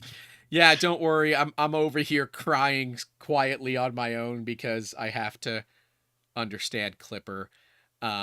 Yeah, and like people are saying, I need this for my SV08. I'm like, yeah, the SV08 looks like a prime platform to try this on. I'm going to try and see if I can't bodge this into RepRap firmware. It should be possible. Yeah, the understanding is that you can put it into anything, but it is designed for Clipper. You should probably. Hey Jay, if you're watching, I will throw exposure on a live stream if you can get this done on RepRap. Oh, I just can't stop. It's so pretty. This is so pretty. I don't think that you're going to get a Prusa XL retrofit for this one, unfortunately. Nah. Prusa's firmware is way like, okay, if you wanted to rebuild the XL's firmware from the ground up, go ahead. At and then, that yes, point, just buy the machine, rip the motherboard out, and put a Clipper motherboard in. well, at that it would be point, easier. just go get go buy a Voron. Do the Soval SV08 Right. multi-head mod that Teaching Tech's doing. Well, Which, to be fair, looks amazing. That looks really yeah, fun. the stealth changer system, right? Yeah. Yeah, but I don't know. that is I'm not great with the terminology. tap changer stuff. I don't know. But that's changing out physical effing extruders. Bondtech says, you know, we're known for making extruders and nozzles, so why don't we give you one extruder and a buttload of nozzles? And like, theoretically, this is only limited by the amount of space you have available on your machine. I'm saying it here first, so if anyone copies us, I said it first. So right there, umbrella tool changer or carousel tool changer for this, because you can do it. There's no reason you can't. So you can make a machine, because like that's what CNC machines do, right? Yes, some of them have the tools along the back, but they will do umbrella tool changing with an arm to move stuff over and all of that. That would be so cool because that gives you more accessibility to different tools. The only thing that would hold you back is the wire, is the filament line. Yeah. Because you're removing that would be the challenge. Like you can see in that, but that very short clip. Even a belt that just goes around with a bunch of heads on it, or, you know, like a tooth belt. So yeah. I could just move them to the back and bring other ones to the front. You have potentially limitless colors, limitless materials. And look, I'm not a big fan of the multicolor stuff. I don't care. I've got a full color 3D printer. Multi-material. Yes. Multi-material, my jive right here, right? I do think at some point it is diminishing returns. I think more than about 5, multi-material is not there. I see 5 at 0.4, 5 at 0.6, 5 at 0.8.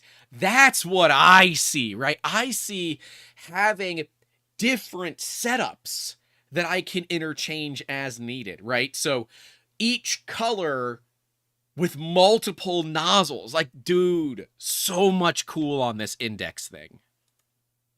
I love it. I really do love it. This is probably, I mean, what, we're only 3 months into the year. I think this is going to be the hottest thing of the year. Ooh, I legitimately think that from a that's a tough one to say right point of view, for what it's bringing in terms of, this is a new system. Yeah. and it's a new type of tool changer. I don't think we're going to get another innovation like this year. I think we might get new machines and they might have cool things, but I don't think they're going to be as innovative as this. They won't be as innovative, no. We'll get clones of this. Oh, instantly. Love it or hate I it, we're bet gonna see that. the geometric company are already salivating over possibly remaking everything about this. And the other thing we don't know yet, price. Bondtech, love them or hate them, they're not known for making the cheapest things on the planet. Now, there are reasons for that. They really put a bunch of quality and effort and energy into their technology, and they charge you for it. Guess what? That's the way it is. Okay? I'm sorry if you don't like it, but you should pay for good quality. Don't buy from the clone stuff. Unless you can't physically afford it. Well, you've said this before, Jacob. If all you can do is buy clones, we'd rather you have a clone and then buy the legit one when you can, or support them some other way. But this is not going to be cheap. We know it's not going to be cheap. I mean, this already looks like a custom nozzle for it. Like Custom there's nozzle. a very unique shape on that nozzle. Custom hot end. Fully custom. Yeah. Also, look at that. Oh, each one of them is going to cost money. And as much as I am like salivating over the idea of having that many things. Can we just get each of those shots as an elongated GIF that we could use as desktop backgrounds, please? Like, if I swear, Bondtech, you better be watching this right now. You better steal this from me. That extruder gear turning needs to be the loading icon on your website. Yes. That's what it needs to be. It needs Honestly, to be it the gives me loading Gundam icon. vibes. It gives me that like big machine coming to crush and then open. Oh. I am a big child. This turns me to little child. Yes. Yeah. I look at this and say, holy shnikes, Batman. That makes Gorgeous. me tingly in ways that only engineering can make me tingly. I love it. I love how simple also the mechanism for attaching them to the machine is. Yeah. Did you see it? It's just rocking T-nuts. Yep. That's it. It's just T-nut. Just put a T-nut, block, done. The hardest thing will be determining where those tools are placed so you can tell the machine docking and undocking procedures, right? And because they don't need all of this weight, they can probably dock it with friggin' magnets. Yep. The only thing I see this being a challenge for is printers that use sensorless homing. And that's it. Because sensorless homing isn't perfectly accurate. Because you normally only home once and it doesn't matter. And you give a little exclusion zone. That's it. I assume Bondtech is smarter than we are. I think that's a fair assumption to make. So likely the tools have some sort of key system that forces them to align properly. Yep. They'll probably all have to be there has to be some sort of alignment. There has to be some form of alignment. Well, you can see there's pins. So if we saw that last image, there are pins. The main one will be the distance of the nozzle. Each one will probably have its own height referenced somewhere. And then especially if there's going to be different temperatures. Then the XY alignment too, as Frostbite says, the hardest thing here is going to be getting the center point of the nozzle. So when you do multi-material, it doesn't overlap or cause gaps, and that will be complicated. And this is 100% where Clipper is pretty much right. Yeah, and doing this on a different type of firmware will be a lot more challenging than loading this on Clipper, making a couple custom macros, and then hell, get an Ember Labs little camera system.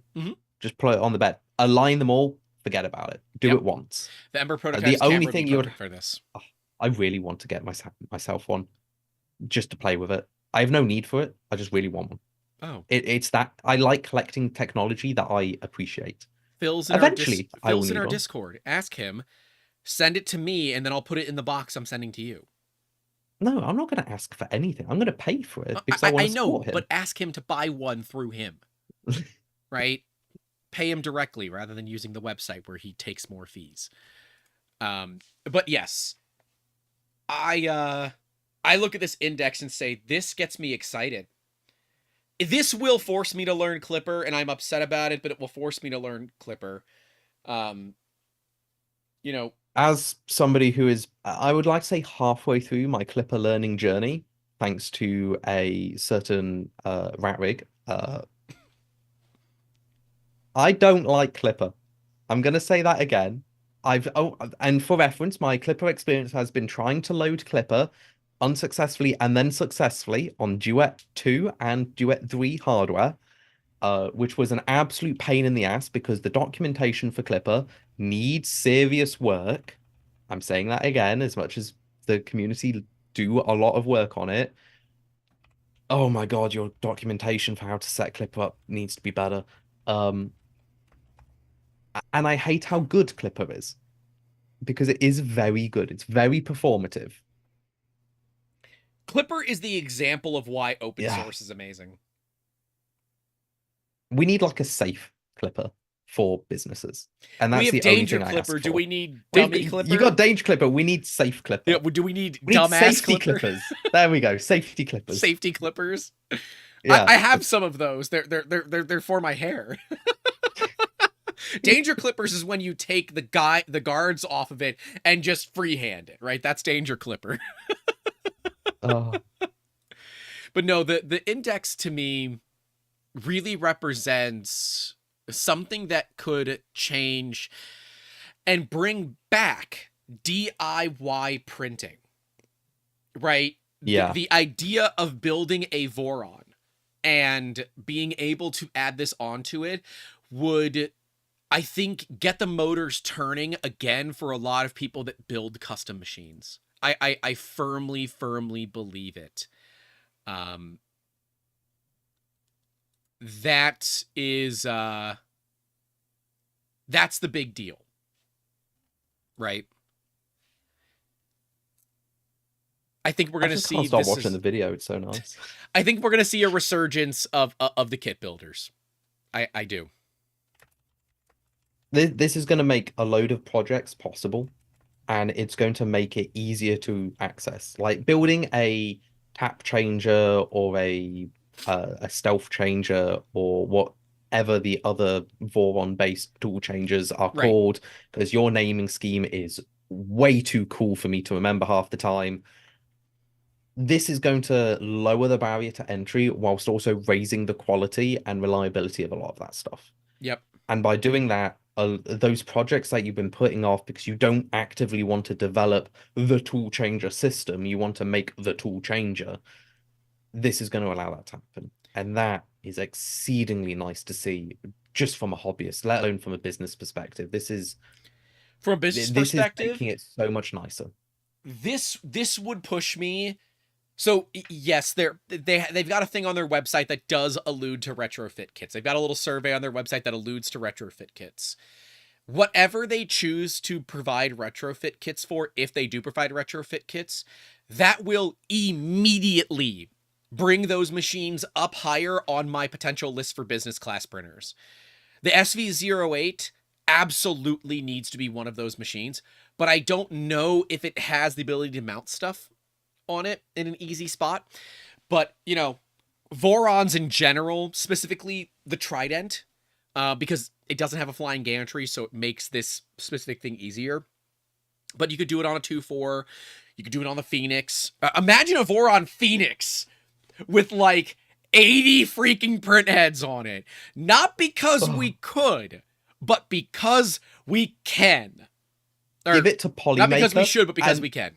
give Yeah. it to Polymaker and get one head of every single color that they've got. Sir, we would give it to our filament sponsor, Printed Solid, and have them use Oh, one of yes. every. They have 57. They have 57 different colors and materials if we ignore PETG. I know this because they just sent me one of everything. Brilliant. Let's get a Phoenix. Put 57 heads on it. 57.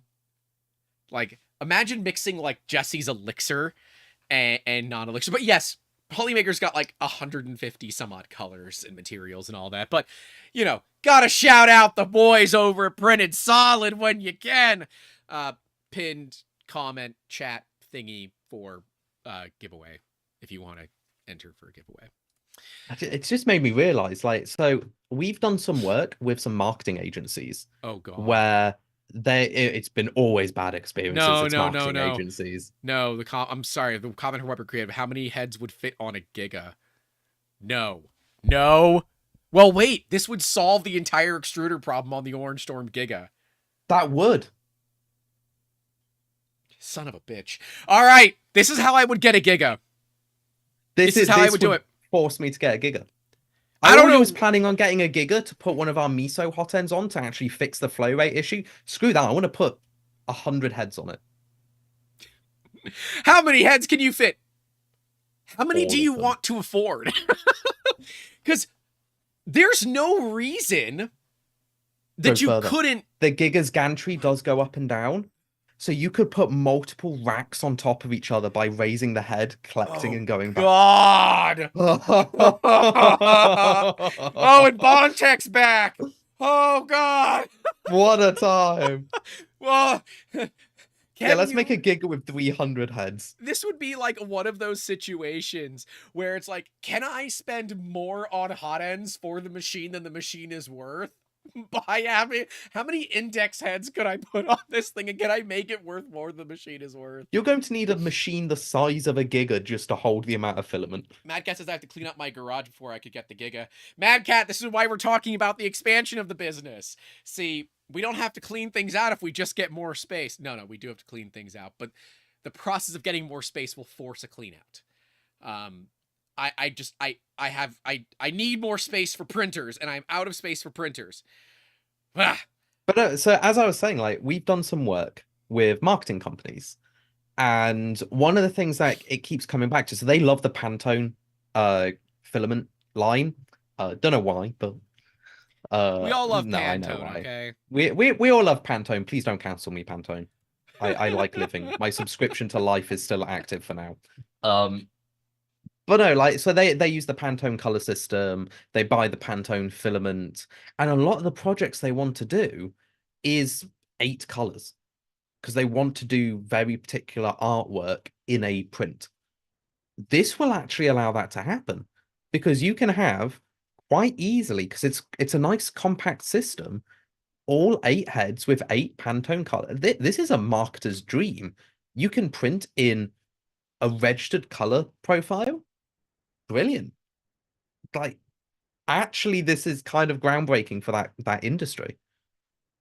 Like, And I didn't consider it at the start, but yeah, this would massively shake up the not prototyping. I don't know what the exact word is that they use, but the conceptualization of parts when they are doing it for art reasons, not I want to make a black jig, because everyone makes black jigs. I mean, this is one of those cases where art and business can really, work together. Frostbite says, you guys are talking a lot about the hot ends themselves, but I'm wondering what board they're going to use to drive all that. So, Frostbite, from what we can see, there's only one heater. Well, the heater is in the carriage. The actual tool heads themselves do not have any wiring whatsoever other than the Bowden tube. So the only thing you're managing is the Bowden tube. So these things must heat up at dummy levels. So that's why we're thinking induction heaters, we're thinking direct contact, custom ceramic heaters of sorts. That's where we're going with that. So there isn't any information on that immediately available, but the video the longer you watch the video, the more you can be like, engineering go vroom. But yes. Also the whole thing of, wow, engineers also can do marketing. Who knew? It's so pretty. It is. I want one just to have one now. This is a museum piece in history of 3D printing. I'm legitimately surprised that fewer companies haven't gone down this route, because like, imagine the Prusa XL, where all the heating and BS was on the effing carriage. Why have we always tried to have individual extruders? has it always been that getting that filament path aligned and all that aligned was what was complicated? Like, I don't know. I'm not a printer designer. You're the printer designer, Jacob. Like, why do you think companies have looked at doing physical extruder exchanges? Is it just because it's easier? I think it's mostly just the kinematic solution. So obviously the industry is still relatively, let's call it young, It's older than is I the am. nice way to put it. Still relatively young. Like it's Yeah. only yeah, it's been out since 62, I want to say. The With the 3D printing first, industry, yeah, 82. it was a 80. I thought there was one earlier, Japanese SLA printer. Haijo Kadoma in France was the first kind of known one. I think that was in the late 70s. 82 is when Chuck Uh, Hull filed the first patent. It was granted in 84. uh, So I got my dates mixed up. people credit Hull because that's the patent. But Haijo Kadoma, I'm going to probably butcher that name. They are technically the first that we can find, like, thing ado about 3D printing. The idea of being able to do this has been around for a while, but like the first published paper, I believe, was Haijo Kadoma, or again, Mhm. going to absolutely butcher that name. But that is my understanding. If I'm wrong, Yes, please that was my correct me understanding as as well. I well. know that there was a couple research applications during World War II, but nothing happened for that because the technology didn't exist. Yep. But that was it. Like it's still relatively young. We're talking sub 100 years, and it takes a while for the industry to Uh, mess with stuff. there you are. We missed you for like 3 seconds Oh, there. did we? Oh no. Oh, that this is on my side as well. Oh, I just got my connection is unstable. Ooh, I don't like It's not on that. my side. It's not on my side. It's not on my God side for damn it, once. Spectrum, you're affecting me now. Oh, we bring Spectrum to you. But yeah, long story short, it's sub 100 years, and 100 years is a relatively short amount of time for technology to be matured, Yeah. as well as computing is getting easier to work with, and the availability of manufacturing is getting easier. We can now start playing with design a lot more, where previously it was big companies were the only ones that could play in this space. So So I do think a bit of it is the tool changes at the moment were, well, take the head, swap the entire head, and that is basically, and then make a kinematic system to allow that. the hard thing has always This been the is the heating. opposite. It's always been the Yeah, heating and cooling and temperature this is very regulation. much the opposite. Yeah. And when you think about it, it's very simple. It's just a mount to a static heater, and that touches off, and then there's a kinematic link to get the gears to do what the gears should be doing.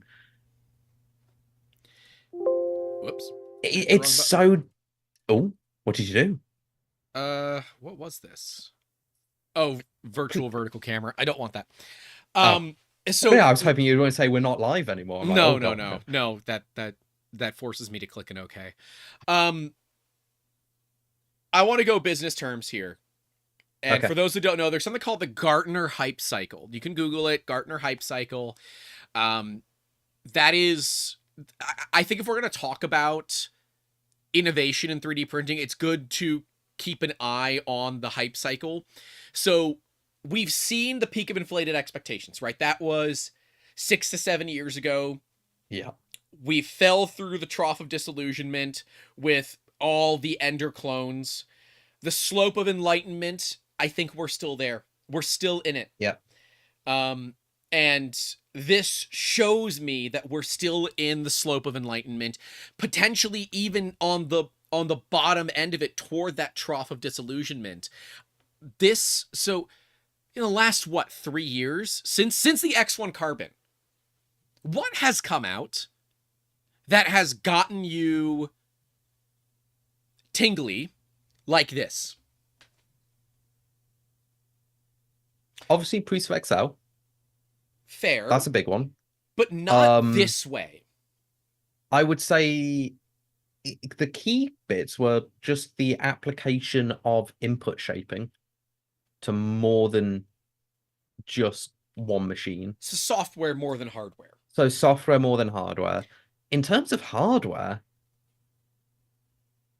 I'm really struggling. Like, have we had a unique design come out other than Hue Forge? Okay, that's fair. That's still software actually though. I'll give Hue Forge. Hue Forge is nice. Still confuses the hell out of me just watching them do it, but that's neither here nor there. Uh Eddy current sensors. That was nice to see. yeah. Yeah, okay, so Yeah. that I Though haven't we used one. I haven't needed they're to. good. They're really nice. They fix one of the biggest issues I had with bed leveling, which was if you want fast leveling, you make it coarse. And that means if your bed has any non-linearity in its warp, you get these weird high and low spots. Uh, it goes away. 900 point leveling is such a nice thing to say. It is. I've just never needed it. Also, you get nozzle tapping with eddy current sensors now. Yeah. So you can tap off with the knot. That's another nice thing, but that's again, it's mostly software. Eddy current isn't a new thing. It's been used massively in the steel industry because that's how they measure the reels of steel as they're being Right. produced. It's all eddy current. Um, Amber's here. what Everybody have we say hi to seen? Amber. Amber, did you get your Dyson? She went out to go get a Dyson vacuum from Facebook Marketplace because her friend got a Dyson vacuum from Facebook Marketplace and now she's addicted. Well, Dyson vacuums are great. Dyson owns most of the land where I live. Oh. Lincolnshire, I believe, is the most owned land by Dyson. I think it's like something like 60 or 80% of the land is owned by him. The best I can say is Clearwater's mostly owned by the Scientologists, but that is not great. Amber's like, yeah, we were vacuuming and you wouldn't believe the amount of stuff that came up from this carpet. I'm like, Amber, you've officially hit your old lady stage in your life. You're getting excited over a vacuum. Hey, it's okay. I just bought a shop vac and I got very excited over the color because it wasn't silver. That's fair. But no, I'm legitimately struggling to think of any new machines that have come out that are actually, let's call it new. Like we had the VZ bot, that was cool, but that's a project. That's not a product. While you can buy it, it's not commercially available. I'm going to call it that. Like you can't just go to a storefront like 123D Jake or whatever and buy it from there. You can only get it from one seller. What will be interesting with the Index for me are those retrofit kits. Because without a retrofit kit, this kind of sits toward the bottom in that trough of disillusionment. Because while, yes, there is enlightenment associated with it, if it becomes fundamentally complicated or beyond the average person's ability to add it into something like an SV08, it's not going to get the exposure that it normally would because its integration is complicated. I think for the answer, I've realized that there's only two things. All the machines are still the same. They're Cube, Core XY, or they're Bed Slinger. Right. But it was the eddy current sensor. Oh god, I found the second one. I was already clutching at straws for the second one, but there was a second one.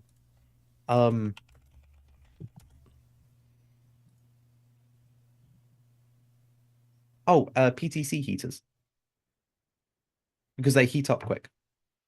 Those were really the two main. Oh, and the AMS system from Bamboo Lab. Not new, again, that has been done before, but they polished it. That did make me a bit giddy, where it's like, oh, that's a really nice way to upgrade current machines with multiple colors.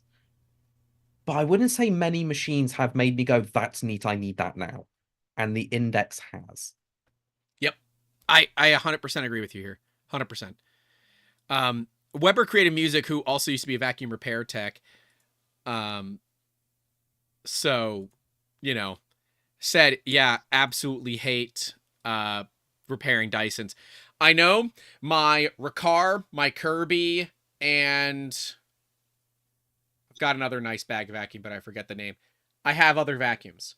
But for $30, no big deal. Who cares? But they also said retrofit kit would be so simple. Adapter plate, carriage bolt on. bolt on a piece of 2020 to provide a rail for the heads. Done. Totally disagree. It's Really? not. Yeah. It's software.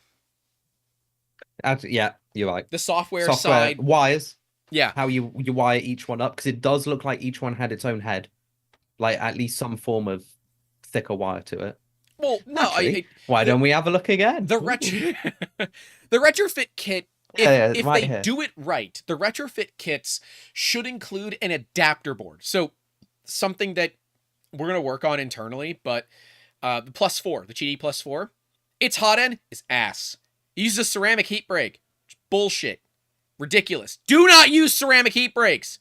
They shatter and they break. Stupid.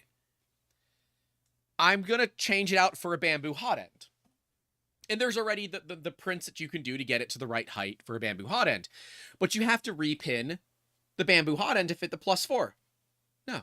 I'm going to make a little board that converts the +4's 4-pin connector into the 2-pin connectors from the bamboo. And if I'm good at it, we're also going to do another one for the fan so that you can run the bamboo hot end fan. Because, yeah, that's the right way to do it. Don't just repin stuff. That's asking for trouble. I want a drop-in solution for people. And if you're going to be asking about this kind of thing with other individuals, like if you're going to be, asking the average user of an SV08, how do you want to do it, or what do you want it to be like, right? That is where that retrofit kit, where it just plug and plays. You load in this new version of Clipper, everything plug and plays into the stock wiring harness of the machine. That is what I would want. Like, ideally, if we're looking at something that I would buy as a business, it needs to be drop-in, plug-and-play. Bondtech just said there's no extra Python scripts to get theirs working. No shit. You can get it working with just some CFG configuration on its own. They've thought of everything, I swear. This is why I love Bondtech so much. They actually consider things. They make something good and then they double down on how good it is. And I love it. I need this. I want this so bad. I want to put this in machines. I just want a machine with stupid amount of heads to do stupid things with. I agree. It's what I want to. It is also what I want. I look at the Magneto X from P.O. Poly. That's what I want. I want an index on that. I think that would be really good. Yep. Tool changer on a very fast machine? Hell yeah. I want it on the SV08 because I think, as far as like off-the-shelf Clipper machines go, that SV08 is probably the best one available at the moment. It's a little plasticky, and its hot end is absolute ass, and you should be replacing it with the Microsys one. But yes, otherwise yes. Actually, I got to follow up. I was supposed to buy one for like $300. I got to follow up on that. But yeah, like, offering it so it's easy enough that even my dumbass can do it. Yes, friggin' please. Yes, freaking please. Because, like, I'm stupid, right? I don't know anything about Clipper or anything like that. Make this easy. The easier that this can be to retrofit onto machines, the better this becomes. And to me, the retrofit it's a circuit board that takes the pinout from the factory wiring to their pinout. It's a plug and play, right? We do this for somebody in the car industry. They do Holley ECU conversions for Grand Nationals, which his business has been doing great since the Super Bowl, because now everybody wants a black Grand National. Uh-oh. What? I don't like uh-ohs. What did you do? Oh, the stream's frozen. Yep, stream's frozen. They can still hear us. I think Zoom just crashed. But I can see you move. Ah, we're good. We're good. We're good. Everything's fine. Hey, chat, can you still hear us? Yeah, they can still hear us. I can tell they can still hear us. I can see it on OBS, so I know they can still hear us. My computer's Brilliant. very angry right now. Oh, Oh well. But yeah, so he does a factory spec conversion kit for the Grand National. We do FRABS connectors for this because the female connector for the Grand National, is it the female? Yeah. Right? No, we're making the males. One of the sides one of the connectors is not available. They don't exist. Like, period. They just don't exist. The only way to do it is to cut the factory wiring harness and take it off. That's not what he wants. So we make the parts that line everything up so you can click it all in. That is what I want. As a user, that's what I want. Like, as a business owner, that's what I want. As a average everyday user, I don't mind something where, I got to do a little bit of extra work. Bondtech saying the current prototype is independent of firmware flavor. If I can get this working on Webpack firmware, I'm just going to be so happy. Do we need like a UK and EU collab on this so you can get the Construct 1 INDX powered by Bondtech kind of thing? That would be really nice. I would love to so I don't think we're going to be able to make it to Rapid. I don't have a sponsor, so we're probably not making it to Rapid. Rocky Mountain is happening. We have confirmed at least a partial sponsor for that, so that's going to happen. So hopefully it'll be at Rocky Mountain. And Rocky Mountain gives 2 months to work out some of the kinks. It looks like it will be at Rapid, according to Bondtech, and there's a Swedish event that's coming up they're going to take it to. And Bondtech, I am happy to store it here. Store a prototype here, no problem. I'll take it with me. And just don't worry about what happens, between the events. Just mum's the word. No, it's accelerated testing is obviously what you'll be doing. You'll be giving testing feedback. Yeah, definitely. Yeah. They get the Florida Man test, right? Is that yeah? So they can make sure it's not terrible, I guess, or something. But yeah, these durability testing, definitely. Yeah. I'm fine with that. But yeah, I think ideally that's what because like putting T-nuts into a frame to mount the heads, fine. What would be super cool is if the machine can determine where the heads need to go. And I don't know how you could do this. So like, that's the challenge. Like, how do you make sure that the docking position is where everything ends up? Like, can the machine somehow take a head with a T-nut on it, place it on the frame, you then hold it, it backs away, then you screw it in? Like, how... That's gonna be a thing. Tech Cheaper says just ignore the whole hurricane risk thing. It's fine. I've outran a hurricane before. Don't worry about it. I only had to drive to Orlando to do it, but I outran a hurricane. But yeah, the dock alignment's the only thing that I'm like, about. Because you're either using calipers and time, or there's I don't even think it's the alignment will be the challenge. You do a jig. It'll be the homing. It'll be the homing. Because if the homing isn't accurate every time, the alignment is off every time. If it's so this is what I mean by like Preso XL. Do you know the accuracy of the Preso XL's homing sequence? I know the accuracy of the nozzle sequences, but not the homing sequence. So the Preso XL does a really good job at homing because they've done a massively effective way to kinematically couple the parts together. So there's an allowable amount of slop. You can still be off by a couple like points of a millimeter. And as long as if you're doing the in between parts, it doesn't matter. Yeah. So it's that first initial home where if it's off, you'll be incorrectly picking up every hot end every time. For example, if you're doing a Construct 1 XL on the fast homing sequence, we get, because you're only homing one, so it doesn't matter. We've got an exclusion zone for this because it's software. But you get like 1.1 mil of maximum deviation between homing sequences. Wow. Like if you're doing the detailed one, it can be as low as like 0.2 or 0.3, but that's still enough of a deviation where you can't guarantee you're in the same place every time. Like it's a bell curve. Like most of the time, you're going to be exactly where you believe, but it's the outliers.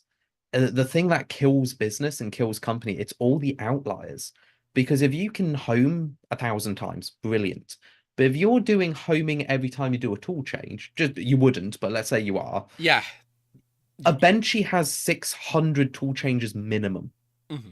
So your 0.1% failure rate, or actually no, 0.0001% failure rate is a 60% chance to fail. Because it's one failure. No, 60. Because if it's 0.0001% is 1/1000th. And if you've got a standard deviation of, yeah, let's call it 0.6 mil. I've just lost the math in my head. Oh, I don't have math degrees, sorry. It's incalculable. But no, it's 600 changes. 600 changes. Yeah. With 1,000, it becomes 60%. You've got a 60% chance of it of it going okay. Wrong.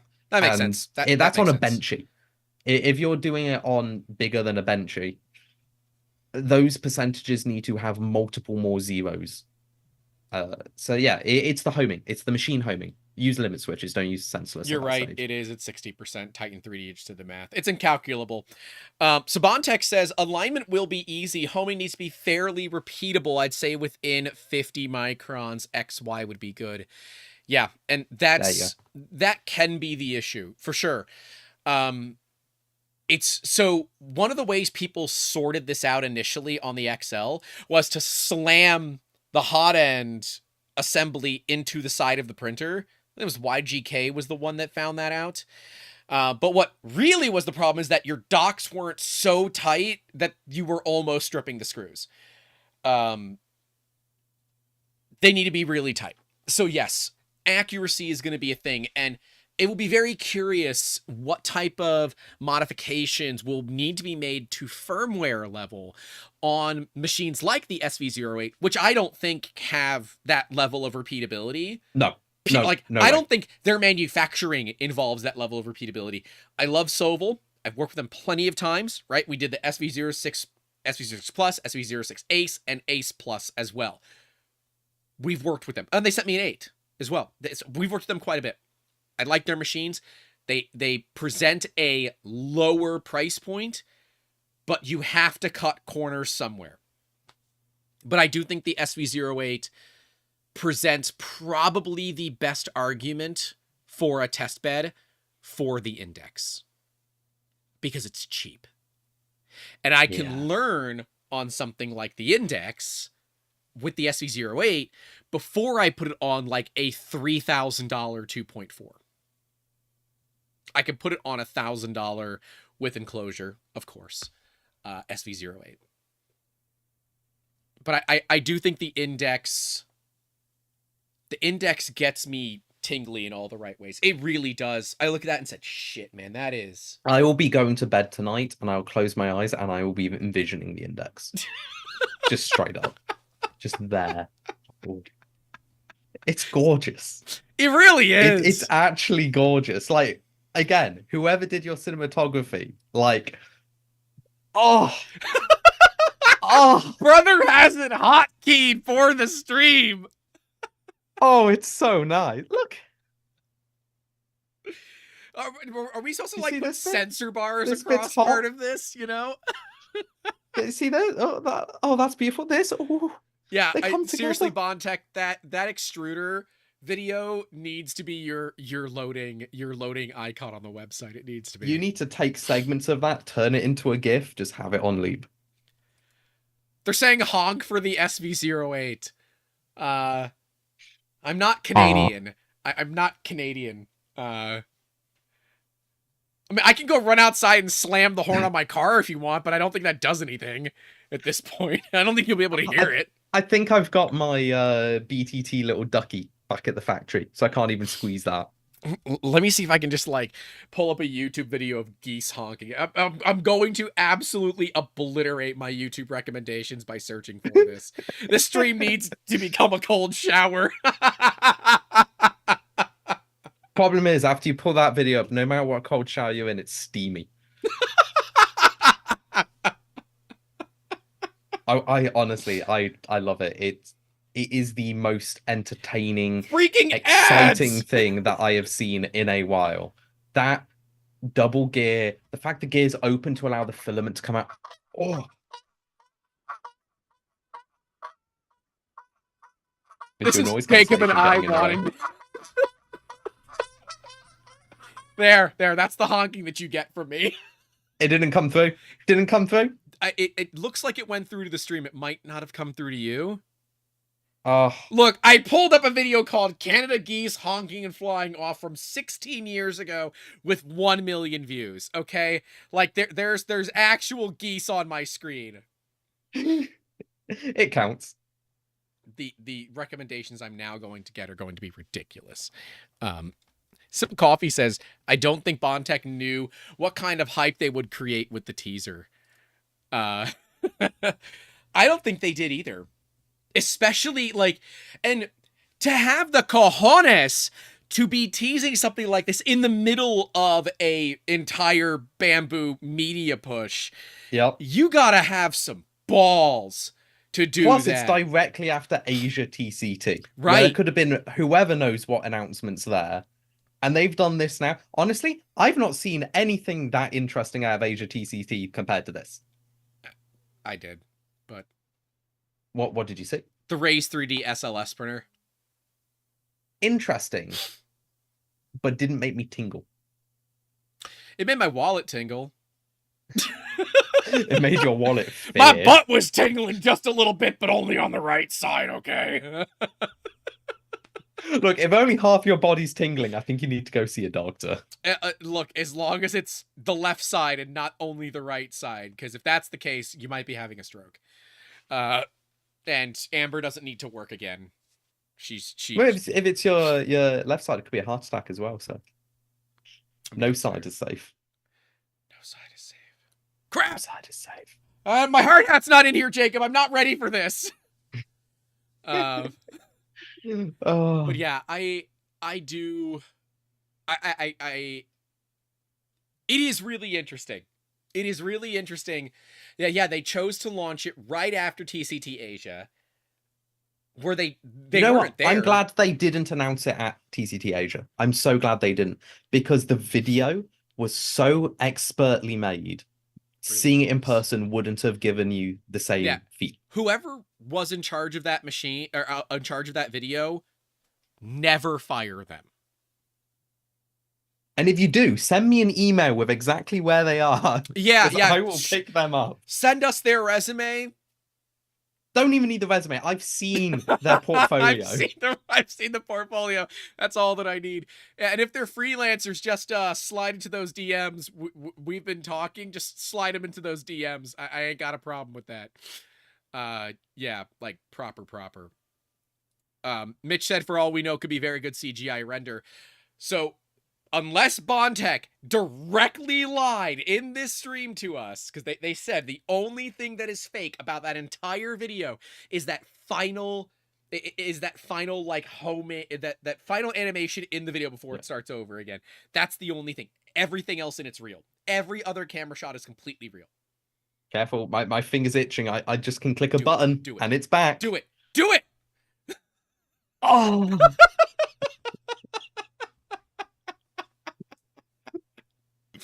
You know, I will say we got a comment the other day, and I want to read it because I think this is the epitome of it. Where is it? Was it on Still the last... all real, by the way. All real. Let me see. It might have been on the last podcast. Not real. This is it. This is apparently apparently that little the only the shot. not real bit. The obviously CG is apparently the only not real shot. Yeah. All of this. Oh. Let me see. I think it was on... It's gorgeous. someone basically said that they feel like they're part of the conversation because we have just real world communication and discussion. I'm like trying to find that exact comment and now I can't find it. Oh well, I'll see if I can find it. But yes, these are real conversations with real people. We're not like, you know. I've just seen what Bondtech put in the chat. Do you want to announce it? Oh no. Oh no. They can send you the behind the scenes to you. I mean, I'd love to see it. I don't know if we can show it on stream, but I'd love to see it. I'm assuming you don't want us to show it to people at all. Like it stays in the secret They're Discord, offering but me like a discounted OnlyFans subscription at this point. I would pay it. I would slap that card down. Yeah, that meme of slapping the card on the table. Yeah, no, literally. I do. Oh yeah, here it is. It was the last comment.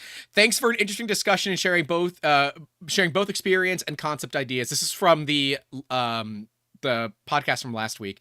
I've been using a Prusa Mark 3.5 for many years now, but it's not until now I have been part of a community, and watching you guys just chatter felt like sitting next to you and being a part of the discussion, even if no word was spoken from my parts. That is from Han Hansen 8084. So I do read the comments. I just didn't know how to like properly reply to that. But yeah. Well, that's really sweet. How Thanks much for very the only Bondtech? Right? Yeah. Only Bondtechs. Does that require like intermeshing gears for only Bondtechs? In the Bondtech survey, there is self-adjusting pretension. Please explain. I mean, I think we can explain that pretty simply. It's just the tensioning of the gears on the filament is self-adjusting so that you're not too tight or too loose on different materials. Yep. So things like TPU, depending on your TPU, likes more, likes less, and this is all self-adjusting based on durometer. And I want to be clear, if anybody can determine that, it's mother effing Bondtech. Like, when you look at upgrading extruders for printers, and you're looking at putting a legit extruder on something, what's the first company that comes to mind? It's Bondtech. I mean, I'm even going to say it out. Like, you've done the video in our factory where we have the E2D Roto. We still have Bondtech on our shortlist. Like, they're literally tied at the moment, and we're not sure which way we're going. Bondtech have been our first choice every time to test because we know the quality they produce. The Mark IIIs use the Bondtech gears, right? Like the quality is there. You pay for it, but I'm okay with that. Again, as a business owner, I care about solving the problem. The difference between $10 and $50 is completely irrelevant.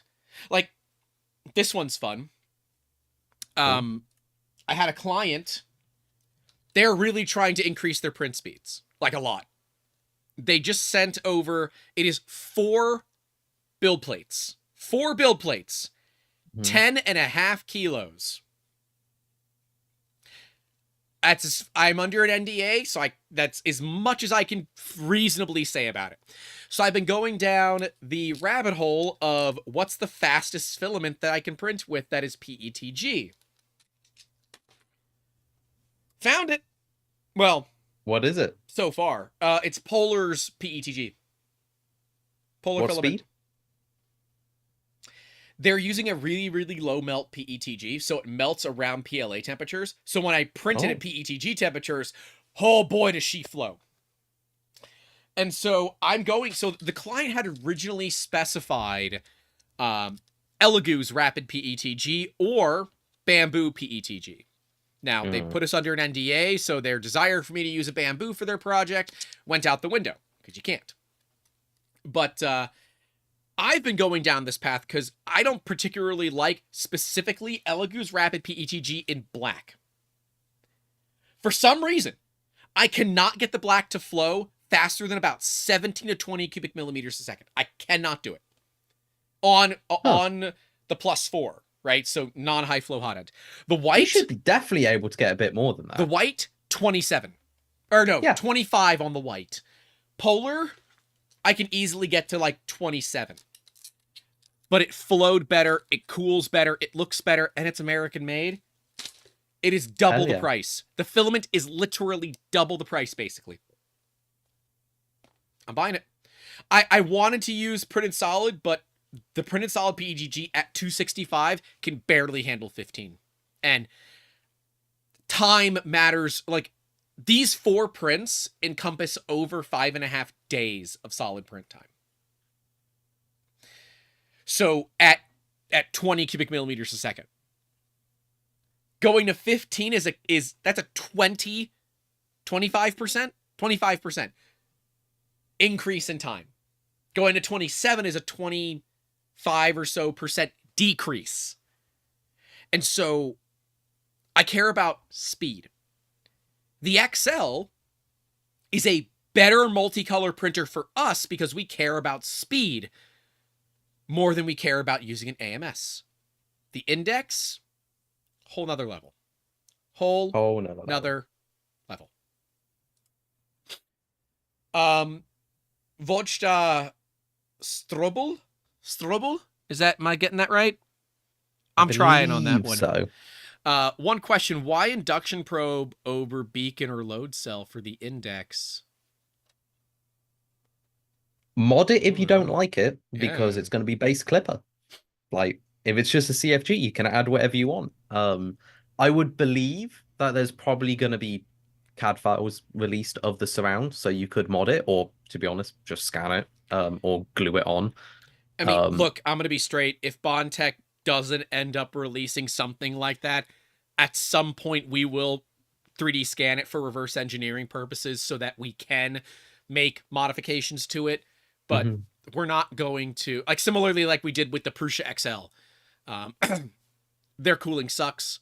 So we tried. Prusa won't release those data, even to me. They won't even release it to me. So we just scanned it. And that scan was used by Ben at InPhase Industries, or IPIND 3D, on printables to make the Mastodon mod for his XL. And to be fair, inductive is a good sensor. Like, of the options available, inductive is bulletproof. It is the default for most industries that aren't 3D printing for a reason. And when you apply it very well, it is a very good sensor setup. And I've just seen Bondtech put a message in the chat saying that there's no specific reason and the release project can have something else. There you go. There's your answer. It can have something else. And if that's not worth a like, the fact that you asked a question, we read it, we gave our opinions on it, and then the company actually answered within literally 5 minutes, I don't know what is going to be worth a like at this point. Yeah. Also, BTS to share with viewers in... Only Bondtech's releasing next month! Yes. Okay, so you've heard it here first, guys. You need to sign up to the $10 tier or higher on the Patreon to gain access to the Discord to see it. Because I'm not going to put it on my fancy behind camera scene. Yeah, you're going to have to go to the Discord. Like, I don't think we can share it on stream, can we? Like that. Well, I can download it and then I could put it as that indicates to me that we can't share it on screen. But I would say they did say specifically Discord, so you're gonna have to go to the Patreon. I know, but it feels wrong because we paygate the Discord. So I want to be clear, Bondtech, we do paygate our Discord. If you only want to be released to Discord members, that's fine. But at the same time, I also can't stop them from sharing it outside. The only way that I can do that is if somehow they can't record me showing it, right? So I just want to make sure we're all on the same page for that. Share it on stream. There you go. All right. Link me. Where is it? I Discord crashed, so I'm waiting for that to start. I'll get it to you in a second. I'm almost out of RAM, man. I'm trying over here. How? You just got one stream up. Don't ask. Shut up. Doesn't that system have like 64 gigs as well? 32. Even 32. Here, what look, are you doing? look, here. It's simple. Look, here. There's a cat. There. Okay. Now you get the cat. Distraction of cat. The cat is distracting everybody. I'm a very simple person. Remember, guys, I'm a business owner. I'm definitely not a big child playing with cool toys that are very fun. Yeah. Okay. Oh, okay, they're photos. Give me just a second. I'm gonna send them to you, Jacob. Okay, I've got buttons ready. I have been told that we can share it on stream. This is a stream exclusive for now. Yep, it is a full exclusive. Nowhere else in the world. This is a absolute. Can I share all of them or just the most recent ones? Hi, yes, Miss Kitty loves behind the scenes exclusive content, don't you? You love behind the scenes content. Give a like for the cat at least. Give a like for the cat at least. So everyone remembers this beauty. Oh. Now add the files. Everyone, they remember that beauty. There we go. Look at that. That is such a clean setup as well. Like, I don't want to stress enough how nice this setup is. It is difficult to make a good video with so little. Jacob, there's gonna be one more coming. There's one more. I just got approval for all of them. So they sent one, and then it said, you know, mum's the word basically, and then it was, you know, show it all. Christopher Elliott with the $5 for the cat, and Matt once again with the currency that's very funny, but equals about $5, saying OMG cat. Yes, this is Victoria. Thank you both for your support. And yes, it is a legit camera, like proper. Another €5 from Andreas Grundler, super chat for the cat. That's right. This is why they are a bit truncated because Zoom stream. There's more up and down. But oh man, this is nice. This behind the scenes is lovely. Yeah, I'm actually so jealous. That camera setup is also insanely impressive. They're using a gimbal to remotely control the camera so they can get the perfect angle for the zoom. Like, dude, love that. They've blown it out of the park. They've actually blown it out of the park. Yeah. You know, you got, let's see, couple of soft boxes. I mean, it's really, really pretty work. It's gorgeous. It's oh, and that gimbal's on a slider. Yeah, it is. So hopefully all suspicions regarding it being rendered are put to rest now. What if those are also rendered? No, these are rendered. It's AI. it's all real. AI. It's all AI. Yeah. No. Just Mid-Journey. I want to render be clear. of 3D printer red background. I believed you guys in the beginning. You know, the shots were that good. Max H with the $5 for Miss Victoria. That's like a 1.5 grand probe lens. Did I miss the fact that was a probe lens? Look at that! Look at that! Right there. Holy crap! It is a probe lens. Yeah. They went all out with this. There is a probe lens on that. No freaking shot. We had to rent ours for 1 day. We had 1 day we were allowed to rent ours for when we were in Malta. I don't know if you can zoom in, but you can see the camera screen. That's the shot of the Benchy. So in the video, the Benchy being built, that's how they got the shot. Oh, I can't zoom in. No. God damn it, NVIDIA Broadcast not actually being designed like OBS. Crop it. Yes. You have enough screens. I'm on it. Crop it in another program. I'm already on it. I'm on 4th monitor right now. And Frostbite's kind of asking the right question, I think. How many fit on like a 350? I can't tell how big so they're using a 2.4 in the image, or in the images that we have. Defy 3D said, as an expert photographer, I'm very happy right now. Yeah. As a non-expert photographer, I'm very happy right now. It's true. I'm also happy. I'm also very happy. Edit. And it's a 350. Oh. Okay, so that is a 350. So if so, that answer would be 1, 2, 3, 4, 5, 6, 7, 8, 9. Is it right at 9? 2, 4, 6, 9. 8. Yeah, 9. Maybe That's 10? Hold on. a lot of stuff. 9. Yeah, it's 9. Save as copy. Yeah, I really want to buy a downloads. probe lens, but I have no reason to spend that kind of money.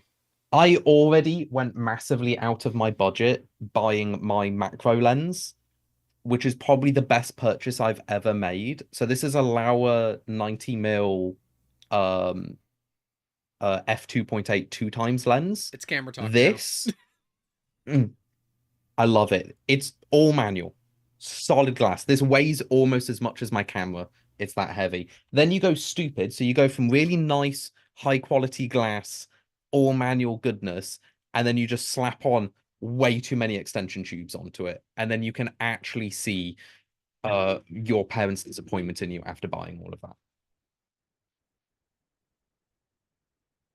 Yeah, that's why I buy my lenses secondhand, basically. Here we go. There we go.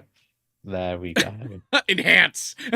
Enhance. So yeah, that is doing the benchy shot. Wow. And what a shot too. I didn't consider that they were doing it from the backside. Because like the easy shots from the front side, where you don't have to get around all the freaking hot ends. Or in this case, they're cold ends. Can we even call these hot ends? If we're going engineering, they're effector carriages. But that sounds boring. Effector carriages is boring. Yeah. I think I'd still call them hot ends. Maybe. But technically the hot end's on the actual gantry carriage. It's not on any of the heads. Because that's the bit that gets hot. So I'll make it without Jacob's consent, because I know he's going to consent to this, but Bondtech and crew, you all have an open invite to come on the podcast any weekend. The only one that might be a little weird is we are attempting to book the benchy dudes. Names are escaping me. Let me see if I can pull it real quick. Daniel Norrie and Paul O'Keefe. We're trying to book them. You found them so much faster than I thought. Because I have an email from them. We're trying to book them for the weekend after the 10th, I think. After the 10-year anniversary of the Benchy, we're booking them for that weekend after.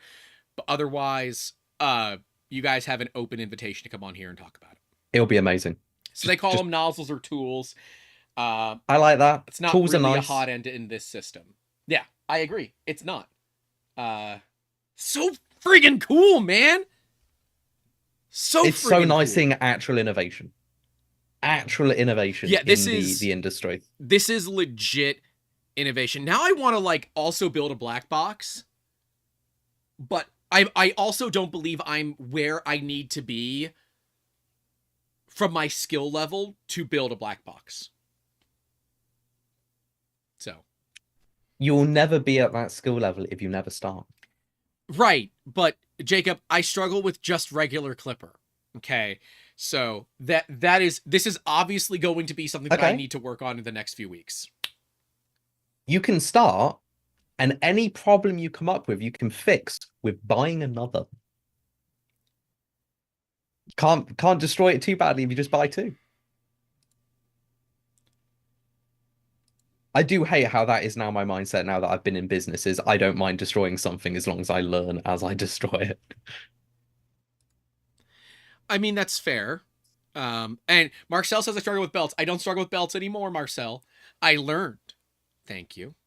Yeah, clipping ain't easy. It's not. Yeah, no, it's not. But I think that I think that this index does kind of prove what level of extra like control and things that Clipper has.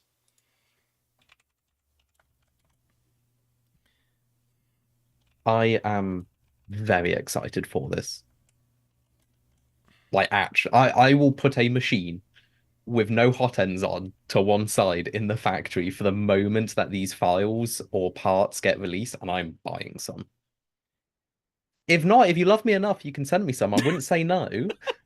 Just saying, I like if I can save some money, I wouldn't say no. Like influencer YouTube benefit, let's go. But I Are this you makes just trying to use my channel's your channel clout? to get influencer stuff from yeah. It would make more sense for you to say we are a manufacturer here in the UK that would be interested in looking to integrate the Bondtech Index system on our machines. We would love to have an engineering discussion with you all in the near future. I don't think you got it on camera, the special stupid big machine that's as tall as you. That No, would have been perfect for these hot ends. no, you explicitly told us not to put it on camera. Ah, God damn it. So we have two prototypes, and we literally call them test prototype 1 and test prototype 2. They're prototype machines for Construct 3. The main thing we were testing was the frame design, like alternative ways to make frames. They are big machines, 600 mil sized beds. The machine that is currently been built and we're scrapping is bigger than Grant in height and is like a meter wide in both dimensions. That would be perfect just for putting the entire rack of heads on. It's I'm getting engineering tingles again. Yep. Yep. They don't stop. And FJ Prince God with the £4.99 saying stream goal completed. This is the first time in a long time stream goal has been completed. Thank you all for your donations and helping keep this stream ad free. Thank you to Miss Victoria for once again helping make that thing a possibility. I feel like anytime the cat comes on the stream, it's a winner. And this is why we're going to be building a cat tree with fully integrated cameras and computers and that kind of stuff.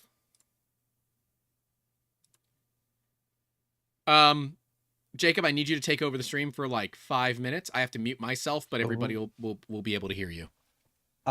Welcome to the Jacob stream, where we get to chat about random shit that I don't know because I've been put on the spot. Let's go. Let's go to the chat. Let's see if there's anything. World record attempt of how many tool heads you can fit on an Orange Storm Giga. Based on distancing, I would say you could probably get 30, maybe 50. So that is that's possible. I personally would like to see putting one of our miso hot ends on it, because that would fix the like the flow rate issue on that big size machine. Particle accelerations in printer, I wish. That would be lovely. Like you can get small dynatrons. Technically you could get cold metal. Actually, yeah. You could get cold metal deposition. There's a machine, I can't remember. I think it's Speed 3D do it. And that would fit on a machine that size. Oh, it's so interesting trying to do this because I'm listening to Grant in a private conversation as well as dealing with this. I am not good at this. For world record uptime of an Orange Storm Giga, I think it's 5 minutes.